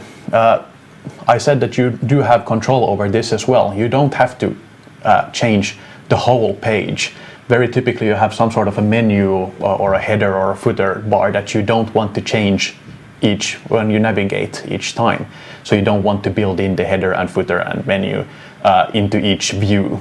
That's not very object oriented, and it's definitely not the way Vaadin does things. So we want you to have just your views, and then you create the menus and headers separately, and those are basically outside of the control of the navigator. So there's a couple of different ways that you can do this, how you control where your particular views are displayed. You do that here in the constructor of the navigator. You already saw me calling this with the parameters this and this. The first always being the UI instance, so that's quite clear. The second one, as I said as well, was the parameter where you want the view to be rendered. And as you can see here, this is the API alternatives that you have. There's a component container, which basically takes layouts. Then there's single component container, which takes the UI itself, or a panel, or even a window, if you want that. And then the third part is view display, which is another navigator interface, which you can implement yourself. So in that case, the navigator calls your view display saying, hey, I want to show this view. Where should I put it? Or please put it somewhere that's visible. So basically it gives you the control back over where to place your view and what happens when the user actually navigates. Yeah. So the view display itself is not actually necessarily a component. So a component can, of course, implement this interface, but with view display, you have full control on where to put the actual view into which the user is trying to navigate to, and the implementation of view display can then do whatever it wants to do with this information before putting it somewhere. Yeah, exactly. So you can, for instance, check permissions, or you can do logging, or whatever you want, basically. And I have a small example here. This is a screen grab from one of our classroom trainings. So we have a menu here on the left that has 3 different views, and then we have a view active here on the right side. This particular view has a table of employees and then a form underneath to edit the employee data.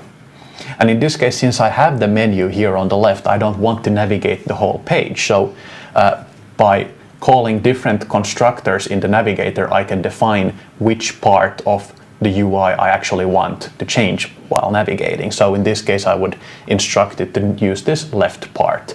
And I would probably do it so that this whole thing is a horizontal layout with 2 components. The first component is the menu here on the left, and the second one is just a layout wrapper, such as a CSS layout that's full size. And then I tell the navigator that this CSS layout is now yours, so please put the views in there.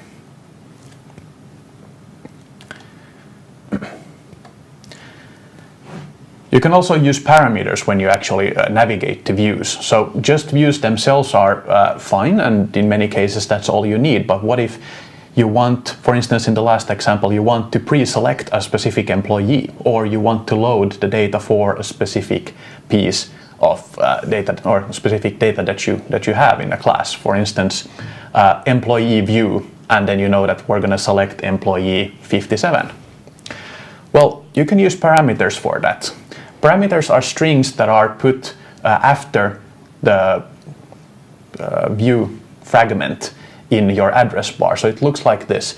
We have the same fragment as before, so dashboard, and then we have the slash, and then whatever comes after that is our parameters. So in this case, we send the parameters 42/edit, which is a string then that you will get access to on navigation. So this is how it breaks down. So with the help of this, you know that, okay, we load the dashboard view, and then additionally we can do something else. So we know that we have parameters, we have 42 and we have edit. So we would open up the data that has the ID 42, and then we additionally open a form, for instance, open a pop-up or pre-fill a form or something like this. You get the parameters like this, so the view interface that you implement, each particular view has this enter method, and the view change event parameter there contains the parameters. So just call event.getParameters and you will get the string that was sent from the navigation event. The way you actually add these parameters is that when you call navigate2, you just put a slash in before and then whatever parameters you want as a string afterwards, and the navigator will automatically take care of adding that as well to the address bar. And at this point, the developer should then parse the parameters from the given string and then apply whatever logic they want to. Yes. This is actually a nice point to remind about the MVP. So when, for example, navigator navigates into a view, on the enter method, we could inform the presenter of the view that we have now entered this view, and at that point the presenter could then perform any kind of a backend logic to actually fetch the content that, for example, is this particular employee that we wanted to modify, for example. All right.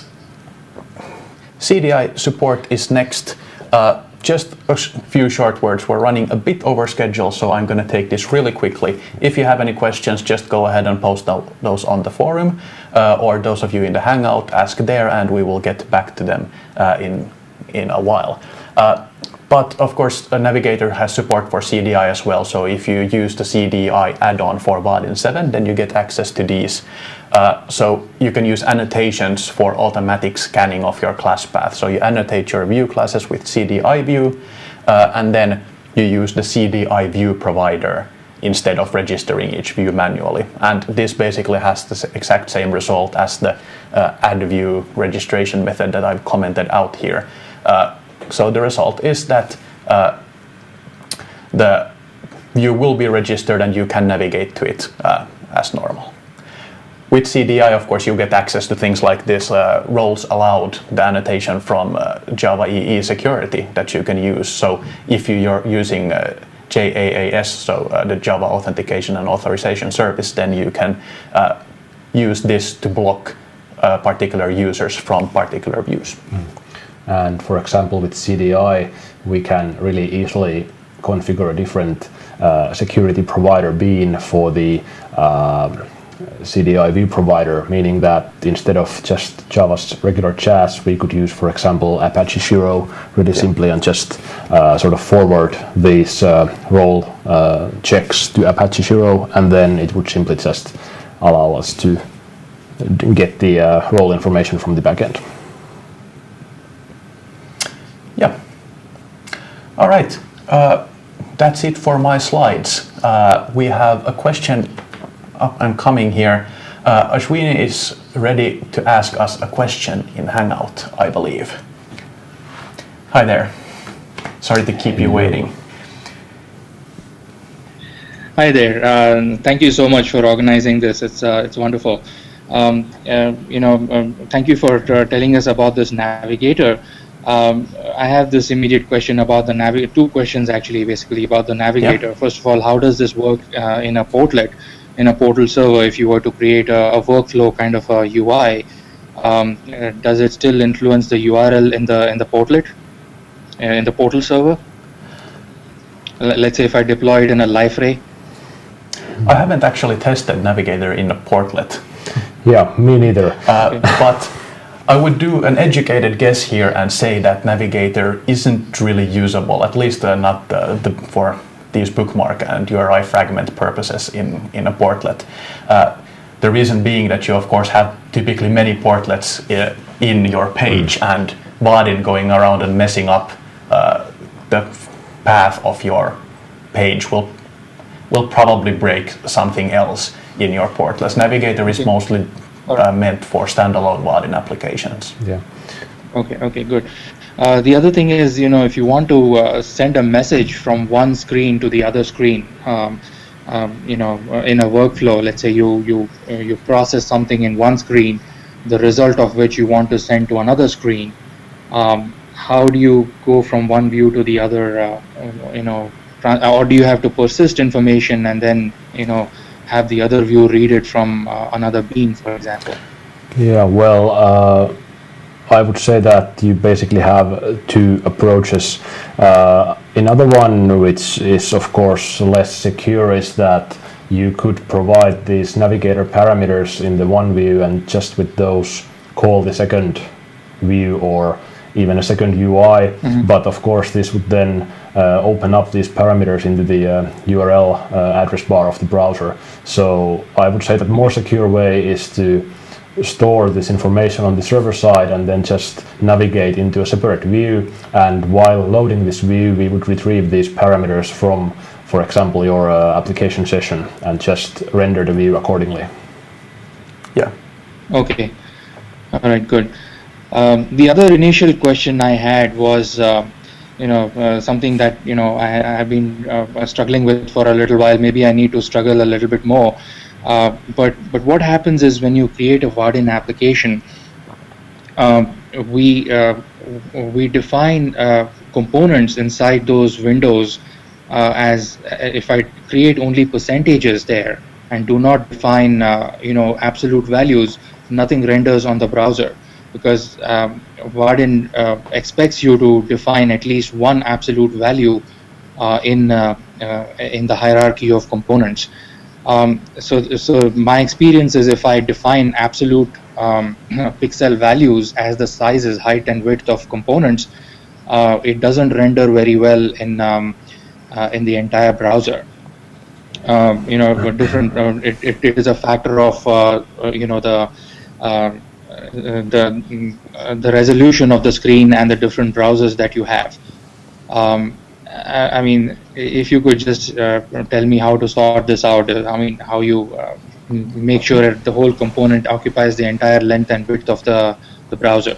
Yeah, I suppose in this case, when you are specifically in portlet environment, I would assume that your problem is that the area reserved for your portlet is not sort of having a fixed size, and then when you have a relatively sized Vaadin UI or base component of Vaadin UI in your portlet that has relative size, then it can't really tell that out of which this 100% should be. That will very easily then result into zero height or zero width of the actual Vaadin UI in that case. And this is particularly problematic in portlet environment. So one workaround you can of course do is that, for example, the portlet areas in your portal are having, for example, a fixed height, or another option would be that if the height can't be fixed, then you don't use relative sizes on the base layout of your Vaadin UI inside the portlet. So, for example, if you have a vertical layout with undefined height, then it'll automatically grow according to the height of the content. So if you have undefined sort of a size in your DOM tree for the specific HTML element that contains the Vaadin UI, then that should either be having a fixed height or it should be allowed to grow according to the height of the content. Would you, Thomas, happen to know if there's any other way to sort of work around this problem, since these two options are pretty much the ones which I'm aware in portlet environment, but I'll have to admit that that there might be something other. This is So this is not anything to do with the portlet. I mean, I see it in the regular, standalone application as well. Because I kind of see that you have to define absolute sizes of the widgets or the components. At least one. I would say that there is probably something missing then in your application. By default, Vaadin does not require you to put definitive or non-relative sizing for a specific element. Vaadin will work with fully relative sizing. But as Peter here said, if you have fully relative sizing, then the size will default to the parent always. If you have a standalone Vaadin application, then the parent will be the body of your HTML page, and then underneath that we have the UI layer, which is a one div element, and under that you have the actual content. So if you're having problems with everything going to zero size, even though you have 100% height on your content, then you probably have forgotten to put set size full on, for instance, the UI or the immediate child of the UI. Yeah. So I would check your view hierarchy. Everything from your components upward must have some sort of a size. And if your UI is undefined size and your content is 100%, then that already will cause an issue. Yeah. So, for example, in our test application that we wrote, we had the vertical split panel, and it was the content of the UI. So, for the vertical split panel, we said that set size full, meaning that it should take the entire size of that particular UI. And then, when I, for example, resize my browser window, the vertical split panel will take 100% of the browser window size. Okay. All right, I'll try that out. There is a very good tool to actually help you with this. The Vaadin debug window is, if you're not familiar with it, then there is a button in there that has an analyze layout functionality. So the Vaadin debug feature or window is actually, unfortunately, one of the best hidden features in Vaadin. When you're developing, it contains lots of tools to debug your Vaadin session in the browser. So it gives you browser information, communication information, and it has tools to help you with exactly this. So the way you open or use the debug window is at the end of your URL, you put a question mark and then debug, just small letters, and then you reload the page with that, and that will pop up a small window that has a lot of information about Vaadin, for instance, versions and so forth. It outputs all the logging that Vaadin does, so you can see if there are any exceptions or any errors there. But the analyze layouts feature, I think, in this case is very useful, since it actually goes through the whole UI hierarchy and tries to find these sorts of problems, because we do know it's an issue for many people. For me as well, I typically do mistakes with this at least once a week, so I forget to put height or width on something, and then things render completely in a wrong way, or a way that I wasn't expecting. So I do use this as well myself. It goes through the whole hierarchy, and then it prints out messages that, okay, this layout is probably not the sizing that you would like to do or like to have, and it will probably be rendered, for instance, as a zero height. So in general, the recommendation is that you shouldn't have relative sizes inside undefined sized components. Yeah. Okay. All right. Thank you. Right, thank you. All right. We have another question here from Java PDA. So how could you implement a dialog or window that's presented on screen and then goes away automatically after 20 seconds? Well, a couple of ways that you could actually do this. You could do this from the server side or the client side. Which one works all the time best? Probably client side solution, but that's going to involve you doing GWT scripting. Let's go through the alternatives. Let's start with the easy solution. So server side, you create the window, you add it to the UI, and you create a new thread that counts down that 20 seconds. When it's done, it tells the UI to remove the window. Now, that's not going to be enough, since that state is on the server. And if we're running external threads to Vaadin, this is a thread we created ourselves, then Vaadin doesn't know that this happened, and in most cases Vaadin doesn't really have a chance to communicate this change back to the server or the client side, back to the browser. So yes, the window will be removed, and that change will be updated to the user the next time the user actually does something that triggers a server round trip. But in Vaadin 7.1 we introduced something called push, which is basically server to browser communication. So from now on, the server can actually connect the browser immediately and tell it to remove the window. Of course, that will involve you having push support there in both your browsers and your servers, and you have to configure push to work. Another option to do that would just be to use, instead of push, the regular polling.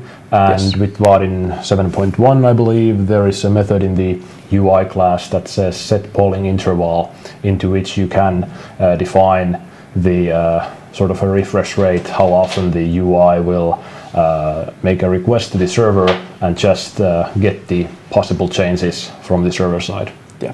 So basically you'll have to attend to two parts. So the server side, counting maybe the time in a timer or thread and just calling the window close method, but then also, as Thomas explained, getting this information that the window was closed from server to client, and there you can use push or polling. Yeah.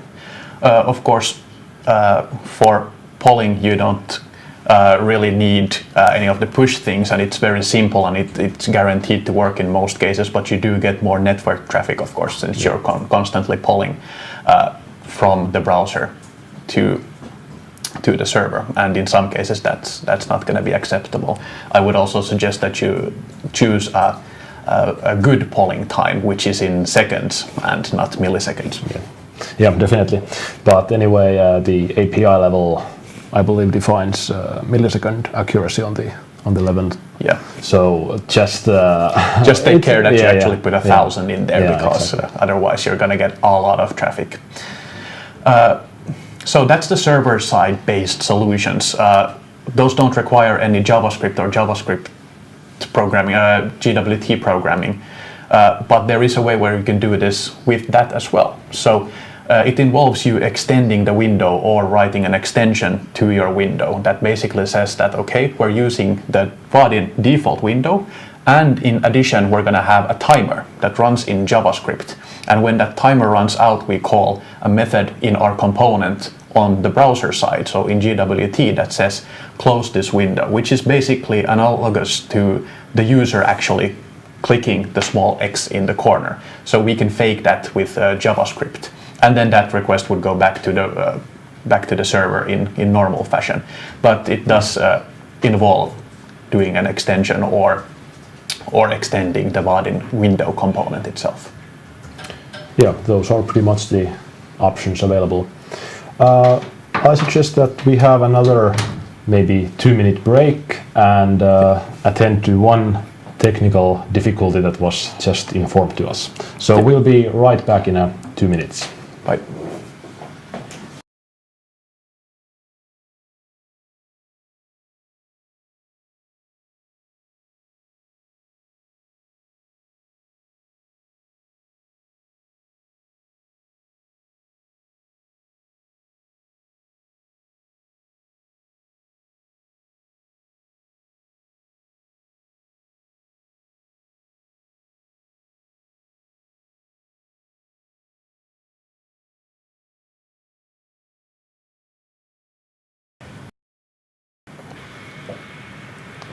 All right, well, while the technical issues are attended to, a few things that we could mention about the push, for example, meanwhile. So the push itself is something quite new introduced to the Vaadin, and of course it's usable in production systems written with Vaadin, but the push is of course prone to certain communication problems and difficulties, for example, if proxies of some kind are involved. Load balancers are a typical example here. Anything basically in between the communication from your user's browser all the way to the server needs to support the push mechanism that you're using. WebSockets in particular is well known for having issues with a lot of proxies and load balancers. So if you're using any of that, then you might want to think about if you're going to use push or polling really hard. It's a case where the technology hasn't really caught up yet, unfortunately. All right, we should have my screen ready to share. Here we go. A demo that I was thinking about showing you for the navigator, but it also fits well here as well. Let's make it a little bit bigger here so that you can actually see. So we have a Vaadin example or Vaadin application here with a bunch of different sub-views.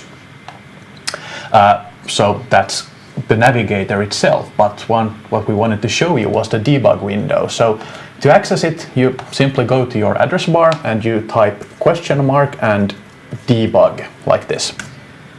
Reload the page, and well, that's a little bit too much. Let's see if we can get it. There we go.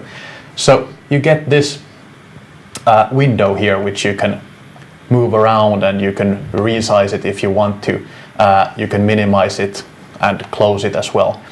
But as you can see here, what it does, it gives you access to all debugging information that Vaadin produces. So right now it's mostly layouting stuff because by default that's what Vaadin does, it layouts things. So you can see the whole history here all the way from starting the application. We're using Vaadin 7.1.10 here, and a lot of timing information basically. Other things that you can see, this info tab here that you can see the information about what we're actually running on. So the client-side engine version, so basically what version is your widget set built on, the server-side version, and then the theme version as well. What widget set we are running, so here you can easily check, are you actually running your own widget set or the default one, in case you're having issues with loading specific components that you thought would be included but apparently aren't. Then you can check here very easily what widget set you're actually running. Same goes for theme, so you see which theme you have here. You also see what communication method you have. XHR is the normal, typical non-push, non-WebSocket, non-polling thing that most of you will use, but you can also have WebSockets or streaming, HTTP streaming, or something like this here. Yeah. And actually we could add here that if you enable the polling in your browser, as we mentioned that the UI class has a method for set polling interval, that will also be shown on the same line that now says XHR. Yeah.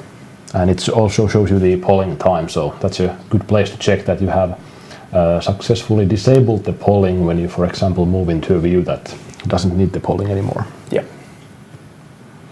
All right, what else do we have here? Well, there's this hierarchy tab here, which is very nice. It contains a couple of tools, but most importantly, it contains the complete hierarchy of your application. Every component that you have in there, every extension, everything is shown here in the hierarchy, and you can easily see the structure of your application here. Of course, you could check the DOM structure as well with something like Firebug or the inspector, but that shows you all the div elements, which you might not want to see. Here you see what components are actually added to the layouts and which ones are visible here, or which one should be visible in the case if you have a layouting problem. There's also this little target here that you can select the target and then just select a particular component, and you will get more information about that particular component. So here we have a button that has some parameters, width, height, styles, and other properties of that particular component. Works with all components and is really handy to see if you actually forgot something in your definition on the server side. Then we have this thing that we mentioned here, check layouts for potential problems. So when we click this, it goes through the whole hierarchy and checks for the issues of the type that we discussed earlier. So if there's a chance that something might not render correctly, we have in code we've listed most of the typical cases that we know that might cause problems for developers. So the code checks all of those and outputs you nice error messages here saying this and this layout might not behave as you want because of this and this. And it gives you a list here of what happens. And it also gives you the list in Eclipse when you're running or whatever IDE you're running on. Yeah, so in the console of, for example, Eclipse, you get the same output. So very handy there as well. I think those are the main parts of the debug window. So mainly the layout things and communication and, for example, getting the log messages from client widgets. So if you, for example, write your own add-ons and you do any logging there on the client side, you would get these logged messages from client widgets into the debug console. Yeah. Because of obvious reasons, system out doesn't really work in JavaScript. So it doesn't. You get logging here instead. All right.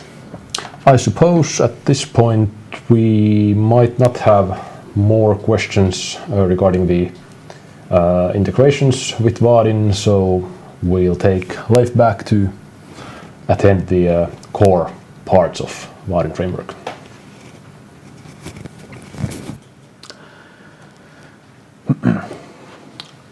Let's see, there is actually one question that I can answer when the guys are changing here. So there was a question, how do you print elegantly in Vaadin? It's going to take a bit of explaining, so bear with me. Printing in Vaadin itself is a lot different than printing, for instance, a normal web page. When you have a normal web page, then the browser knows that this web page is going to be very, very long. And if, for instance, you have scrolling there, it's the browser that controls the scrolling and knows how long a specific div element would be. So it has all the control needed to actually take that element and print it. In the case of Vaadin, we use such complex DOM elements by necessity because the Vaadin layouting features are quite vast. The browser is not always featured enough to know that how should this complex set of DOMs actually be printed.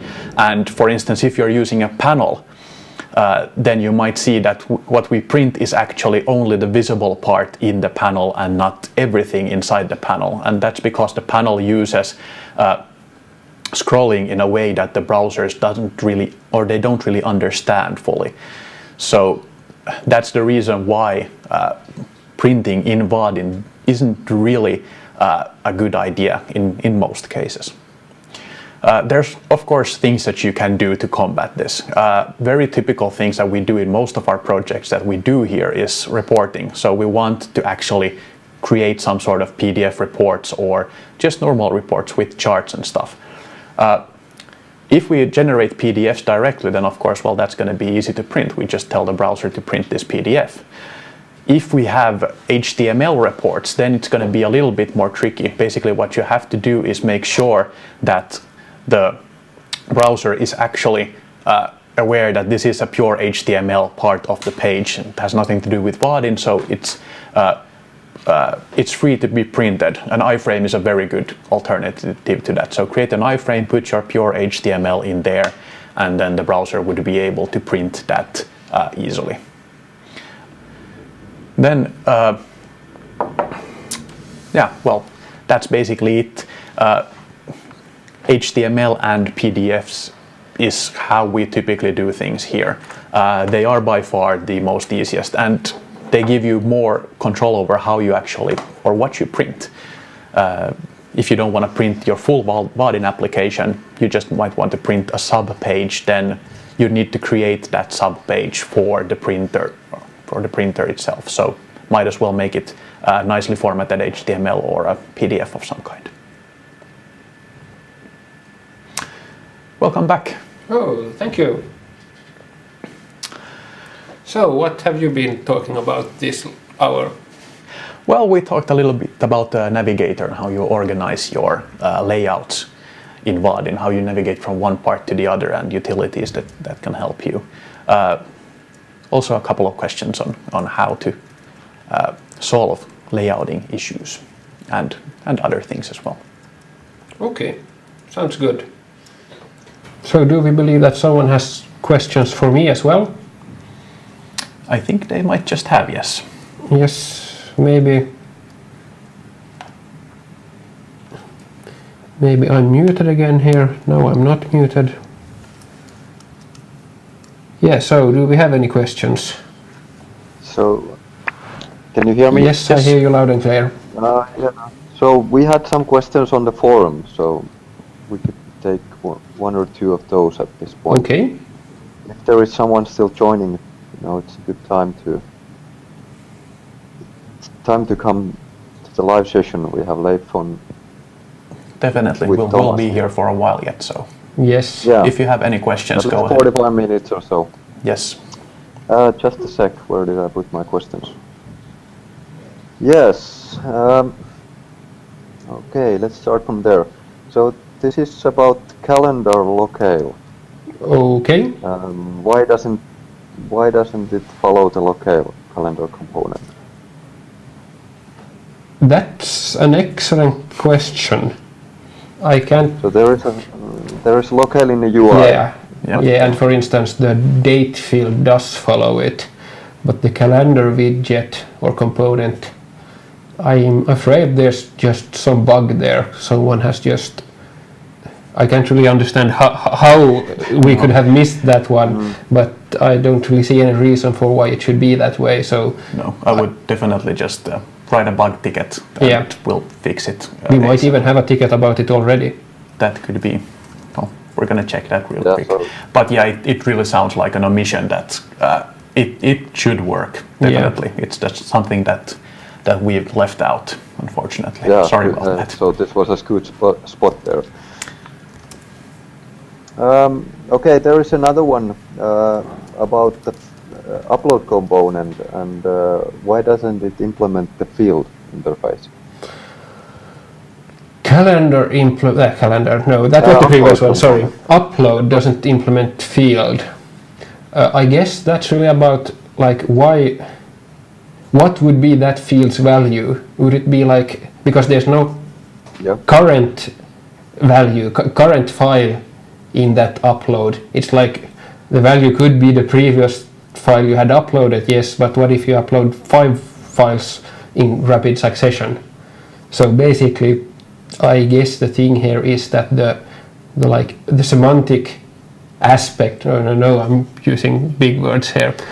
An upload is not really working in the same way as all the other Vaadin fields, so that's why it's not made that way. Yeah.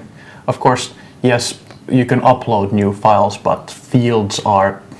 The idea behind fields is to edit data particularly. So if you have an upload, yes, you can upload a file, but you can't really edit the file at all. So it's a more restricted component in that sense.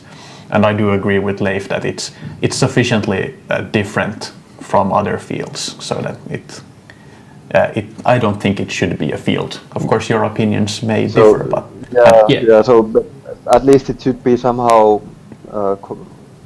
combining the download and upload features in the same package. Yeah, because that's a different thing. You can't give data to the user through the upload component. Through the upload, and that's also something that a field is really expected to do. Yeah. You can't do like upload.setValue and then magically the user has that data as a file on his computer. That would be quite scary. Right. Maybe we should implement that. Yeah, good luck having the browser work that way. Well, if it's an image file, you can always present the image there. Yeah, but that's still not upload anymore. Yeah. No. Then that's a very special case. Yeah. But of course, you could probably implement a field implementation for these kind of special cases. But yeah, you could. But not something that generic. Yeah, I guess you could quite easily use the custom field to wrap an upload component and add your own set value, get value logic to it. Maybe. Yeah, maybe. All right, more questions from these were from Peter. Is validation of the null value in Vaadin 7 part of the validation? Okay, sounds a little bit weird, but no, it actually makes sense, because the way Vaadin. Please explain. Yes, I will do. I wonder, could I even show a demo of this? We'll leave it for now. So basically, the way it works is that when you add a validator to your field, and then you also set that the field should not allow null values, or it's required basically. So what happens then is that if the field is actually empty, has no value at all, then we don't run the validators at all, because we already see that there's a problem with it. So that's basically the idea behind it. I guess this mostly comes up exactly with like it's required, and then I have a validator, and then those don't really match up. But then also there's this really, once again, this big word, semantics, because what does it mean for a field to be empty? Is it always null, or is it something else? That's something that the framework can't really know. So that's why, like, the field knows that yes, I'm empty, but you would still need different validators for different meanings of empty. So that's why we have built it into the field instead of the validator. Yeah. So for instance, in the text field, if you have an empty text field, is the value null actually, or is it an empty string? Both are possible in server side. Neither of them are actually a value, but it kind of needs to be up to you. Is null okay if empty string is not? There's no way for us to actually know that for the developers, so that's why they are a bit separate. We have a separate null validator that checks for null, and then we have the required functionality that checks null and other things as well. Yeah, and actually now when you mention it, there's yet another aspect here, and that is that for fields that are marked as required, we want to show basically by default that little star beside the field, so that you know that this one is required. Yeah. It's very good practice, just from a usability point of view, that when you have a field that the user needs to fill in, tell the user that before they get an error message saying that they should have filled in this field and they didn't. But this is something that couldn't automatically be done, so that whenever you add a null validator to your field, that star appears, because that would again be quite strange and not always correct. Yeah. Right, so and I remember that sometimes this has been solved on an application level, so that you have an empty validator which kind of validates both the null and the empty string, and maybe something else, maybe a trimmed empty string. So doing application specific stuff. Yeah, you can do that, but it's not something that the framework does for you. Yeah, absolutely. So it's not a generic one again. All right. Let's see the next questions here. Do you really use MVP in Vaadin application user for your clients? Well, I didn't really get this. So MVP pattern. Yes. Well, Leif works at our R&D department, and they really don't do that much projects, so they don't really use MVP for anything. The core Vaadin project itself does not use MVP, so that's a completely different thing. That's just component-based things. That doesn't have the sort of UI patterns at all that we were talking about earlier. But the projects that we do for customers, those always have some sort of pattern, and very typically nowadays that pattern is MVP. Did we answer your question, or? I try to understand the question here. So, or like try to do the Vaadin component actually use MVP internally? But no, the Vaadin components do not use MVP. And the reason for that is basically that the Vaadin components do not have any business logic. Yeah.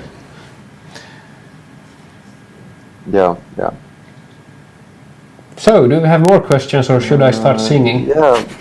Please don't sing. Can you sing? No. You can try that. Okay, there is a good question about IE8.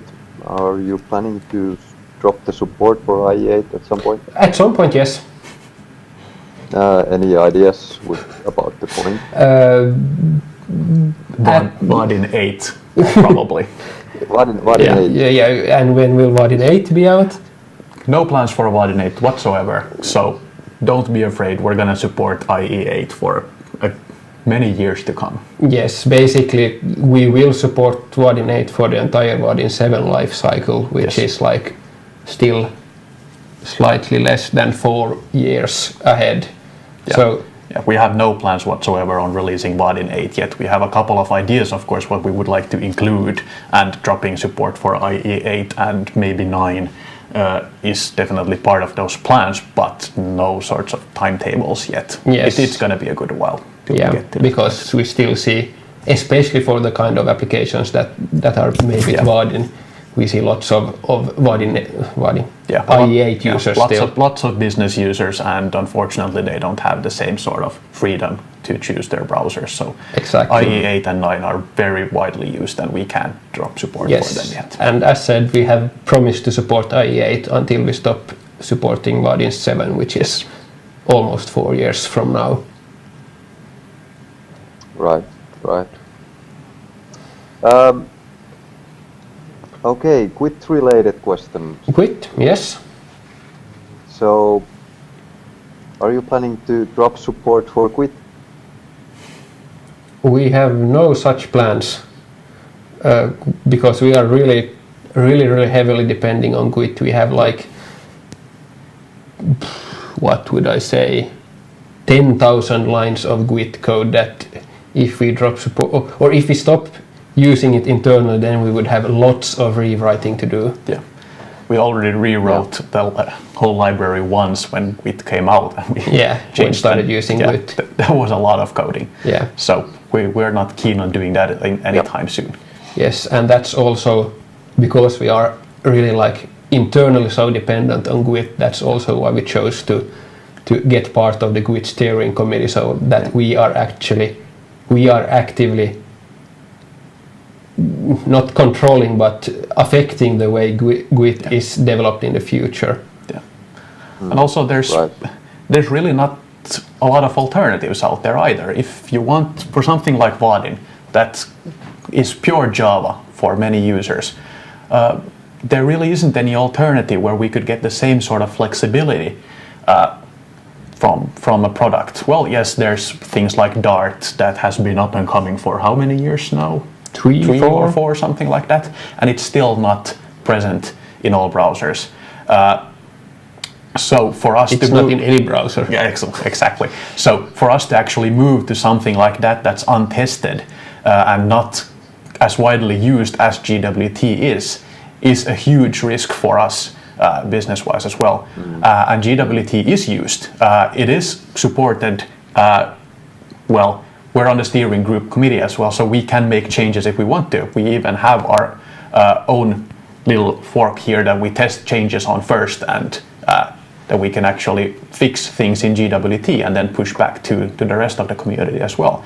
So as Leif said, we're so heavily invested right now, and it's such a good alternative that we don't have any plans whatsoever to move away from that. Yeah, and because this question is related to are using native JS on the client side instead of Quit.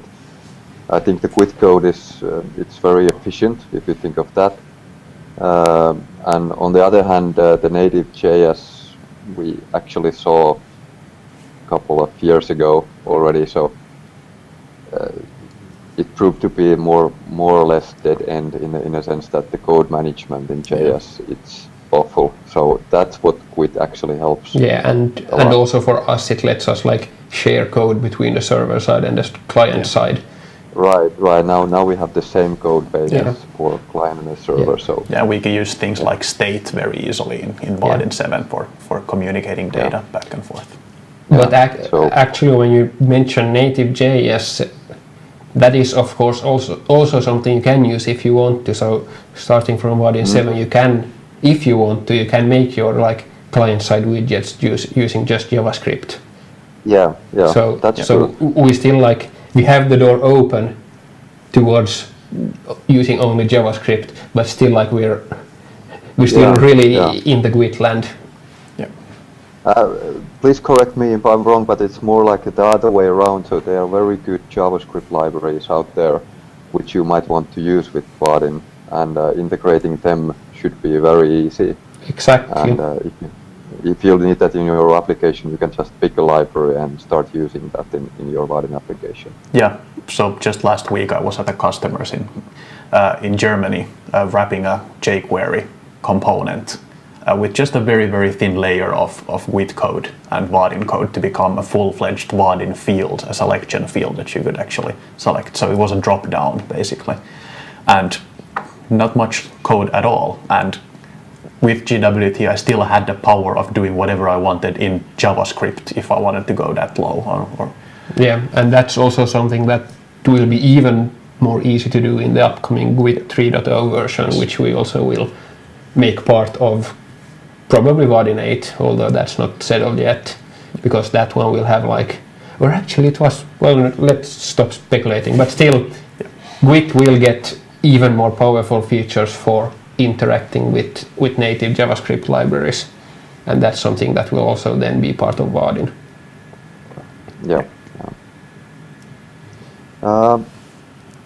Should we take a little break from the questions and once again tell people that... we can take with that. There are a couple of few more, but we can take them later. I was just thinking of saying that once again that please feel free to join our Hangout. If you can't find it, just ask a sensible question in the forums or ask a non-sensible question in the forums, and then if you say there that yes, I want to ask this or discuss this issue live with us here in the studio, then Sami will contact you and help you get online here and discuss it live with us. Yes. Yep. So now we can maybe go on with the question battery. Let's continue with the GUID stuff. So, can a GUID component be used inside a Vaadin container? Yes. Next question. No. This is actually almost something I could show some code about, maybe in some way if I figure it out.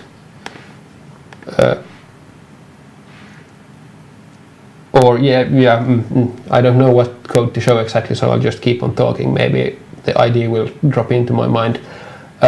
So you can't directly use it in that sense that you have your Vaadin container on the server side, and then you have some GUID widget somewhere running in the browser compiled into the widget set, and these of course need to know about each other in some way. Yeah. So there are at least two approaches here. One is the common way, the way all Vaadin components work, that as Peter showed, you might maybe find that slide from your slide set if you want to show it again. But basically what we have is we have this Vaadin component, we have this GUID widget, and then in between we have client-side connector, which is connecting then the GUID to the server side. So in that way you can basically make that GUID widget into a Vaadin component, and then you can just directly add that Vaadin component into Vaadin containers. But then you can also do it the other way around. Actually, yes, if we can get this slide shown, or is it anything? I guess I said everything there already. Yeah, well, we could show it just really quickly. Do you happen to have any source code or? The slides are good. Yeah. So, do you want to? Well, just basically, as Leif said, this V button here, as you can see, is a pure GWT class. There's nothing Vaadin related, no Vaadin imports, nothing in it. You could use it as such in any GWT project as you would, if you want to. Then, to make sure that that's actually able to talk with Vaadin, we need to have something that connects the widget to the server side where the Vaadin code actually runs and where your business logic runs.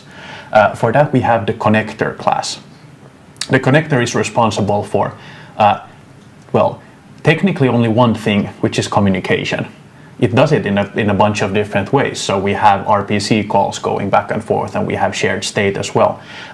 But the connector class is basically glue on top of your widget to make sure that the communication works. So the connector is what actually connects the button class, in this case, the button widget, to Vaadin. Yes. Leif even has some code here for the actual button connector. I happened to find the button connector here in my Eclipse. I think I should make the font even slightly bigger. I see now when I see it on the live screen. Now we get big here. No, that's too big. Don't dare put it that big. Let's go with 24. Close that one and apply. Okay. Yep. So what we have here is like a button connector, which is connected to the server-side button class. So here it is. Not much I want. This is the normal Java Vaadin component that you use when programming. But this button connector here runs on the client, and what it has somewhere here is a get widget method. This does some fancy magic behind the scenes, but this basically means that whenever a button is added to some Vaadin container, then a button connector is added to the like Vaadin container connector on the client side, and then that container gets that, hey, button connector, can I get your widget instance, which is like this V button, and then it gets it and adds it there, and then you have a widget there inside the component. But actually, as I was saying, there's also kind of a different approach, which is that, because I didn't understand from the question what it exactly is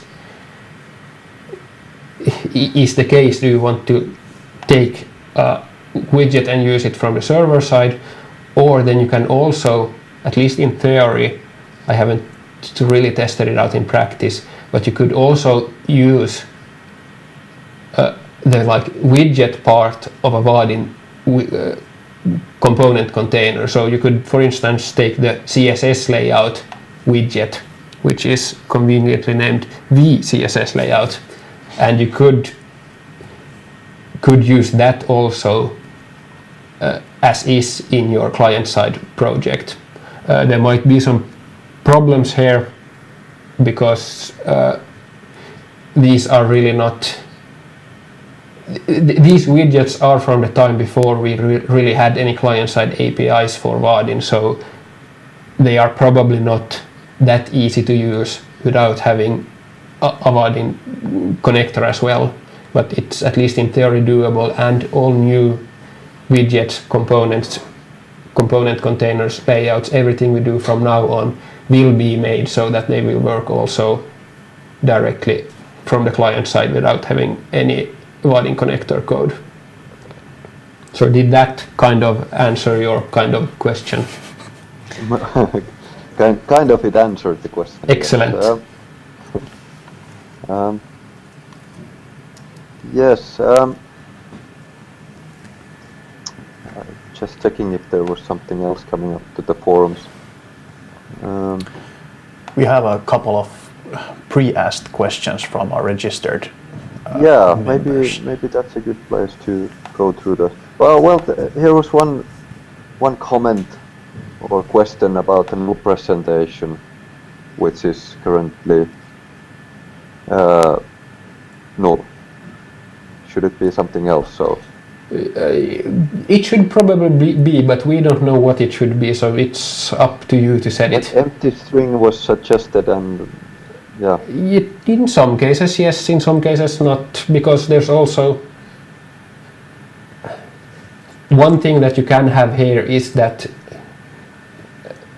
at least I think that's how it works, when the null representation is null, then you can actually see the difference between, like, has this never been touched, or has the user written something and then cleaned it out, because then it will be the empty string instead, maybe, I think. Yeah, I think there's a difference in between how that and set input prompt works. Set input prompt is a completely different feature. But it shows you the text even if the value itself is an empty string and not just null.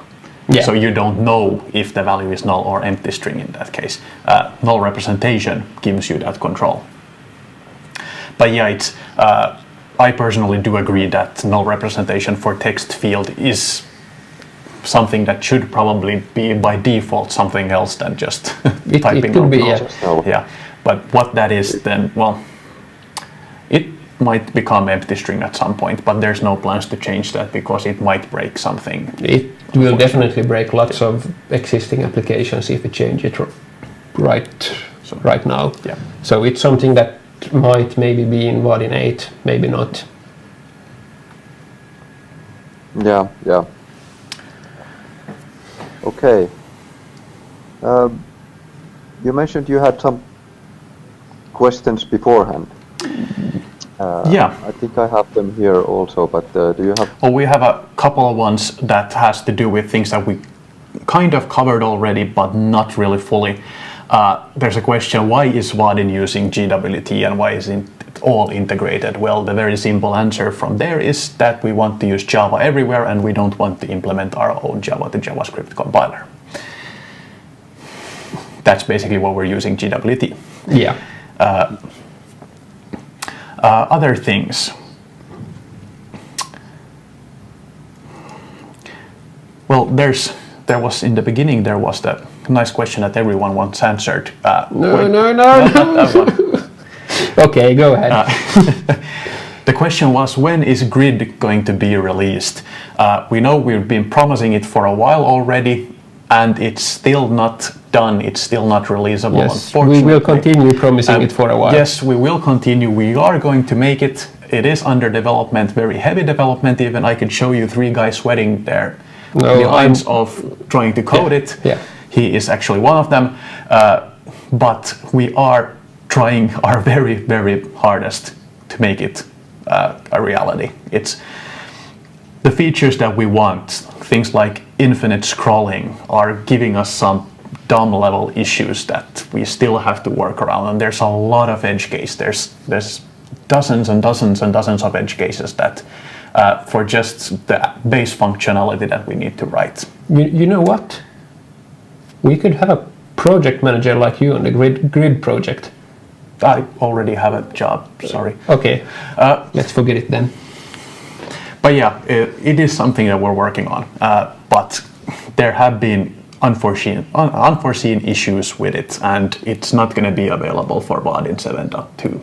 Yeah, so basically what you say here is that this is not really decided, not really official, but what we have been considering to do is to release Vaadin 7.2 right now with what we already have, just to get those features we have a lot of things coming up in Vaadin 7.2. And then we just continue working with Grid exactly in the same way as so far, and then when that is ready, we make Vaadin 7.3 containing Grid and some other features that are also not yet done. So basically, you would still get a Grid component at the same point in time. The only difference is what version number of Vaadin is on the label. And what features you get before that as well. So, yes, because the way we do releases here at Vaadin is that we never break anything and we only introduce new things in minor releases, which would be 7.2. And unless we put out 7.2, we can't put out the new features that we want to, because we can't do that in a maintenance release. So we would really like to get those new completed features to you as fast as possible by releasing 7.2, but we are still debating if we want to have Grid in there as well. Hasn't been decided yet. Yeah, but that's one thing that we are considering right now. Yeah. Other things. Will Vaadin have an offline application in the future? Are you thinking about that? Yes, we're thinking about that. Next question. Yes. The Vaadin TouchKit add-on has very, very nice features for offline functionality, and of course, core Vaadin itself, now that we include GWT, has the possibility for fully offline applications. If you want to do an application that is fully offline, then I would suggest just do that with GWT. You can still use some Vaadin helpers for that, of course, but Vaadin is very much a server-side framework, and that's how it is going to stay for the foreseeable future. We will have more and more support and more features coming for helping developers deal with offline situations, but it is possible to do it today already. It's just going to take a little bit of effort doing that. Yeah. Typically, you don't have everything running inside a browser anyway, so you are going to have do need some data. You do need to store things somewhere. So offline applications, in this sense, quite rarely make sense. Fully offline applications, so applications that go offline sometimes and then synchronize back. Yeah, sure, that's possible already, but fully offline, don't know. Yeah, then if you want to have full offline, then the question is, as you said, that why would you use Vaadin then? Because the point of Vaadin then you can use whatever else. You can use the native stuff. You can use Swing, or you can use just Android development, or whatever you're running on. Yeah, but what you probably want to do is have like the essential parts offline compatible. Yeah. Like our parking demo, for instance. Yeah. But that, well, you can already do that by using GWT and offline modes. But yes, it is a little bit tricky to do that, since it's GWT that always introduces some more complexity. But it is fully possible to do. All right. Do you, Sami, have some more questions for us?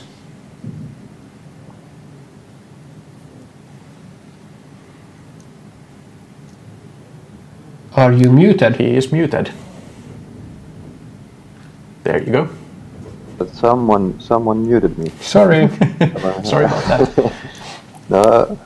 No problem. So I picked some comments on YouTube. So Gordon was asking about preserve and refresh annotation. Yes. And he said he's developing Vaadin 7.1 portlet for Liferay, and it seems that the preserve and refresh is forced to be true there. Yes. In this environment. Is that the case? And yes, in portlet environments, we have chosen to basically always have preserve and refresh enabled, because in a portlet there might be whatever else happening that causes the page to refresh, even though your Vaadin portlet does not have anything to do with it.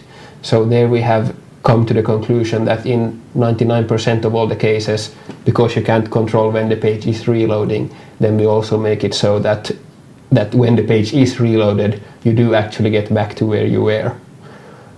Okay, so I think the situation here is that he still has two pages where the same portlet is presented and wants to track the page change, but or instantiate it again when you actually change the page, but now it's not possible because the preserve is on. Yes, there is any suggestions? Yes, I can show you some code on that. Oh, great. Just see if I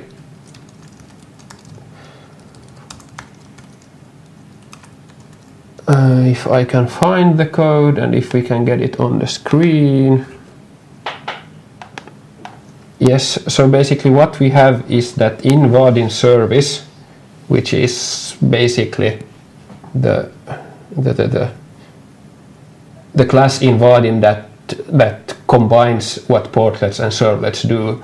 So basically the Vaadin servlet and the Vaadin portlet just take whatever comes in and say to Vaadin service that hey, here is something, and then Vaadin service contains the code that actually does something. So Vaadin service here has this preserve UI on refresh method, which by default asks the UI provider which in turn checks for that annotation. But I would have believed that that method was overridden. Oh dear. There is this one method that you can override. Maybe we should need to go one step up here. No, I'm sorry, I don't remember exactly the details here right now. I thought I had them.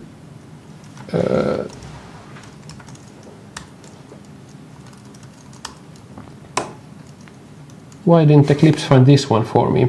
So what we have here is that in Vaadin portlet service, the preserve UI on refresh method is overridden to always return true because as the Java doc even says here, to make portlet actions work in a mostly sensible way. So what you would need to do is to create your own Vaadin portlet class that has the create portlet service method, and that one you override to basically use your own Vaadin portlet service that otherwise does exactly the same one as the default implementation, but this preserve UI on refresh is changed to return false. And in that way you could actually get your portlets to not preserve the UI in those special cases where that's what you want to do. Yeah. But this might have some nasty effects on the same page. It depends a little on how other parts of that page uses portlet actions. If you know that there's nothing else there that causes the page to just reload because some portlet wants to do something, then this might be okay. But we're still taking the safe route here and forcing you to do some work to get to the part that might be dangerous. So that was that question. Yeah. I would change this code back so I don't accidentally commit it.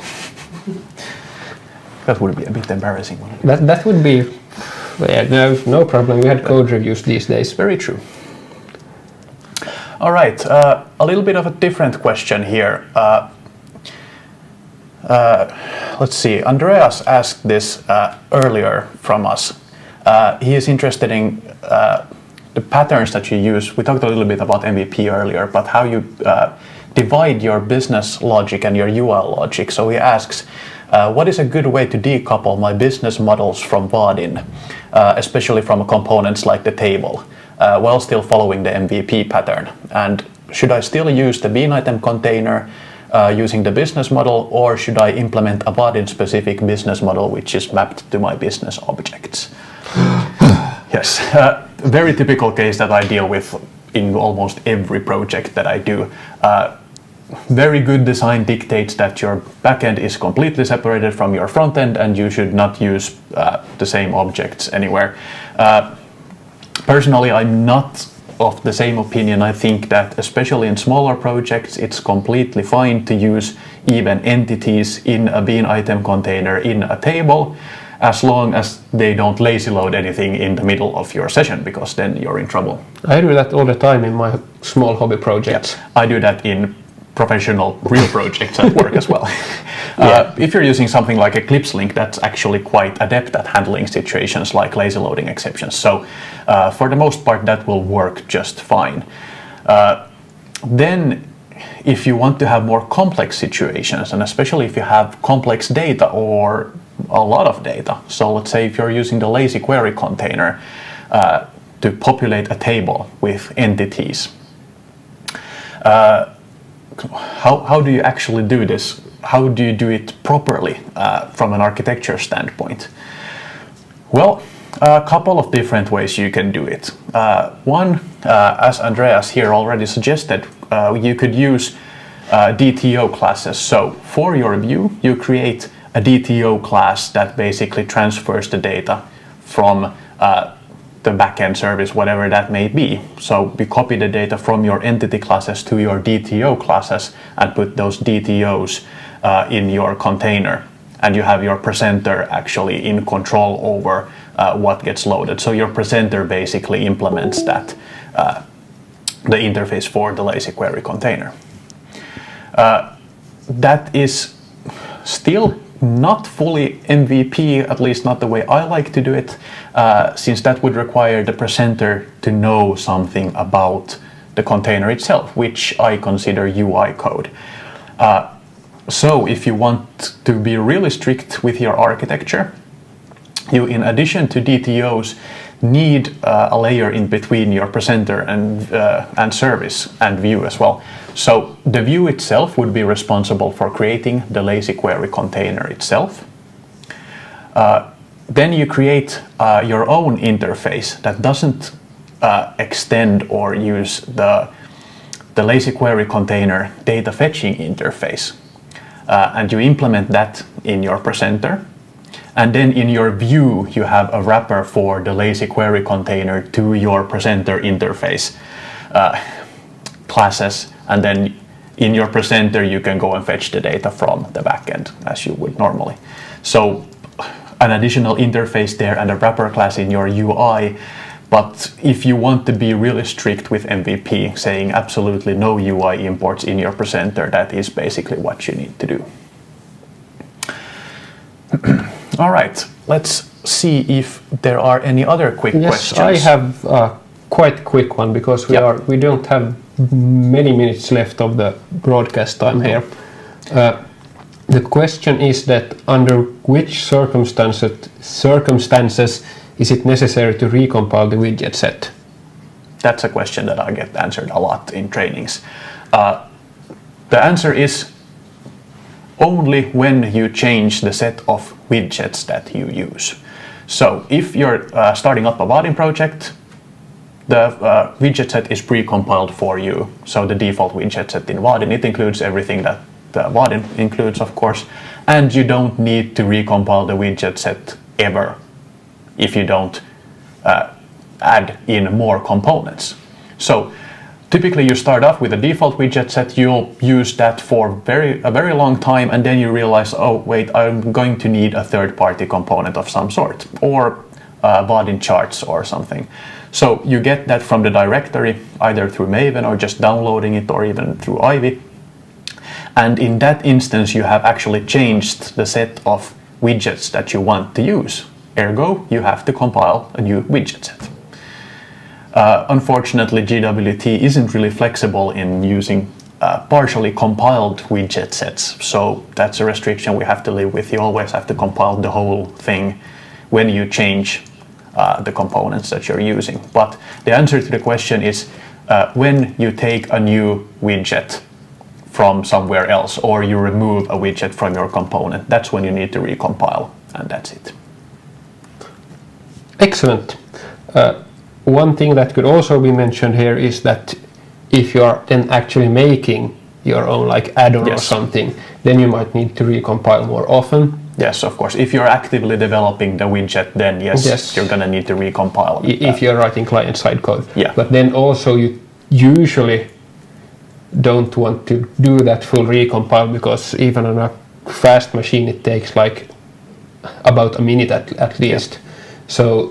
So there we have Git dev mode, which basically it runs the code in a slightly different way using a browser plugin, and then it lets you develop without compiling all the time. Yeah, is basically what it does. And then there's super dev mode as well, which is not a super version of the normal dev mode, but an alternative way to how the dev mode works. But it's basically the same thing. It allows you to develop a widget without recompiling all the time. Yeah, actually super dev mode does recompile, but it does it in a way it that hides it.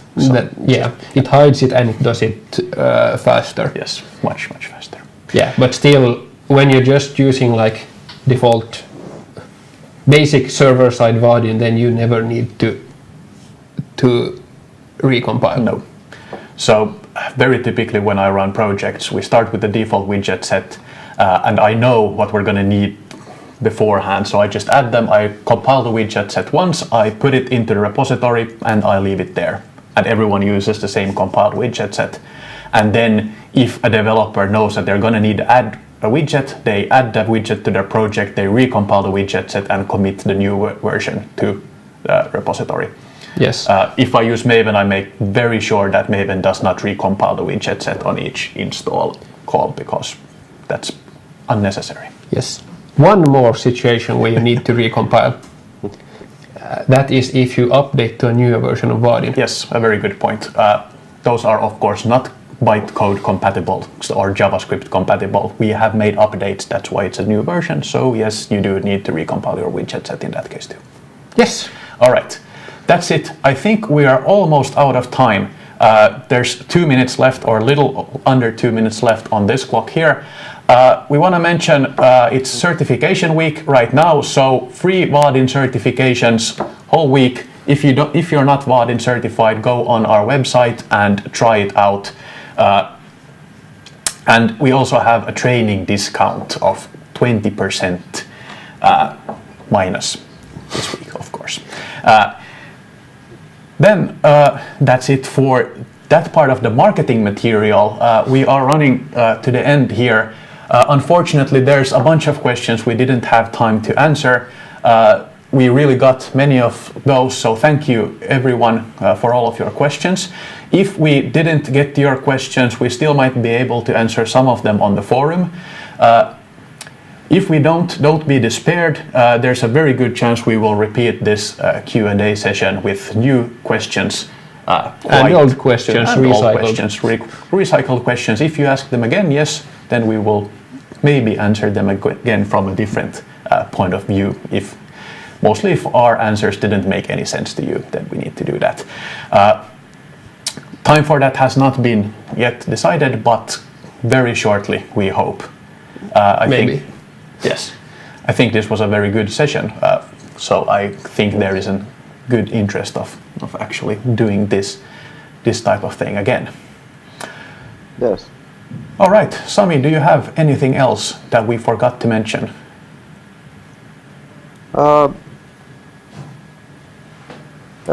Apparently no not. pending questions at this point. I think the session was very good. Thank you guys. Thank you. And hopefully we continue the discussion again there on the forums, and let's have another session at some point. Yeah. All right, excellent. Peter here also says hi and thank you for... Yes, thank you everyone for watching. This is Leif, I'm Thomas, Peter was here earlier. Behind the scenes we have Sami dealing with questions, and then we have Artem doing video switching and sound and everything behind the scenes. So thank you everyone for watching, and we will be back as soon as... Well, we're going to be back very soon. Yes. With a new set of questions. All right, thank you very much. Great. Bye. Thank you.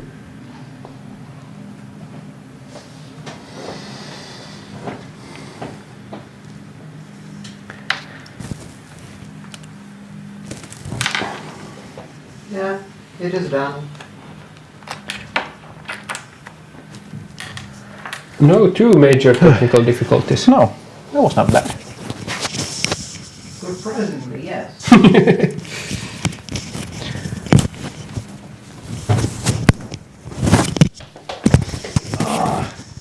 It is quite warm here. Yes. Wow. Could you please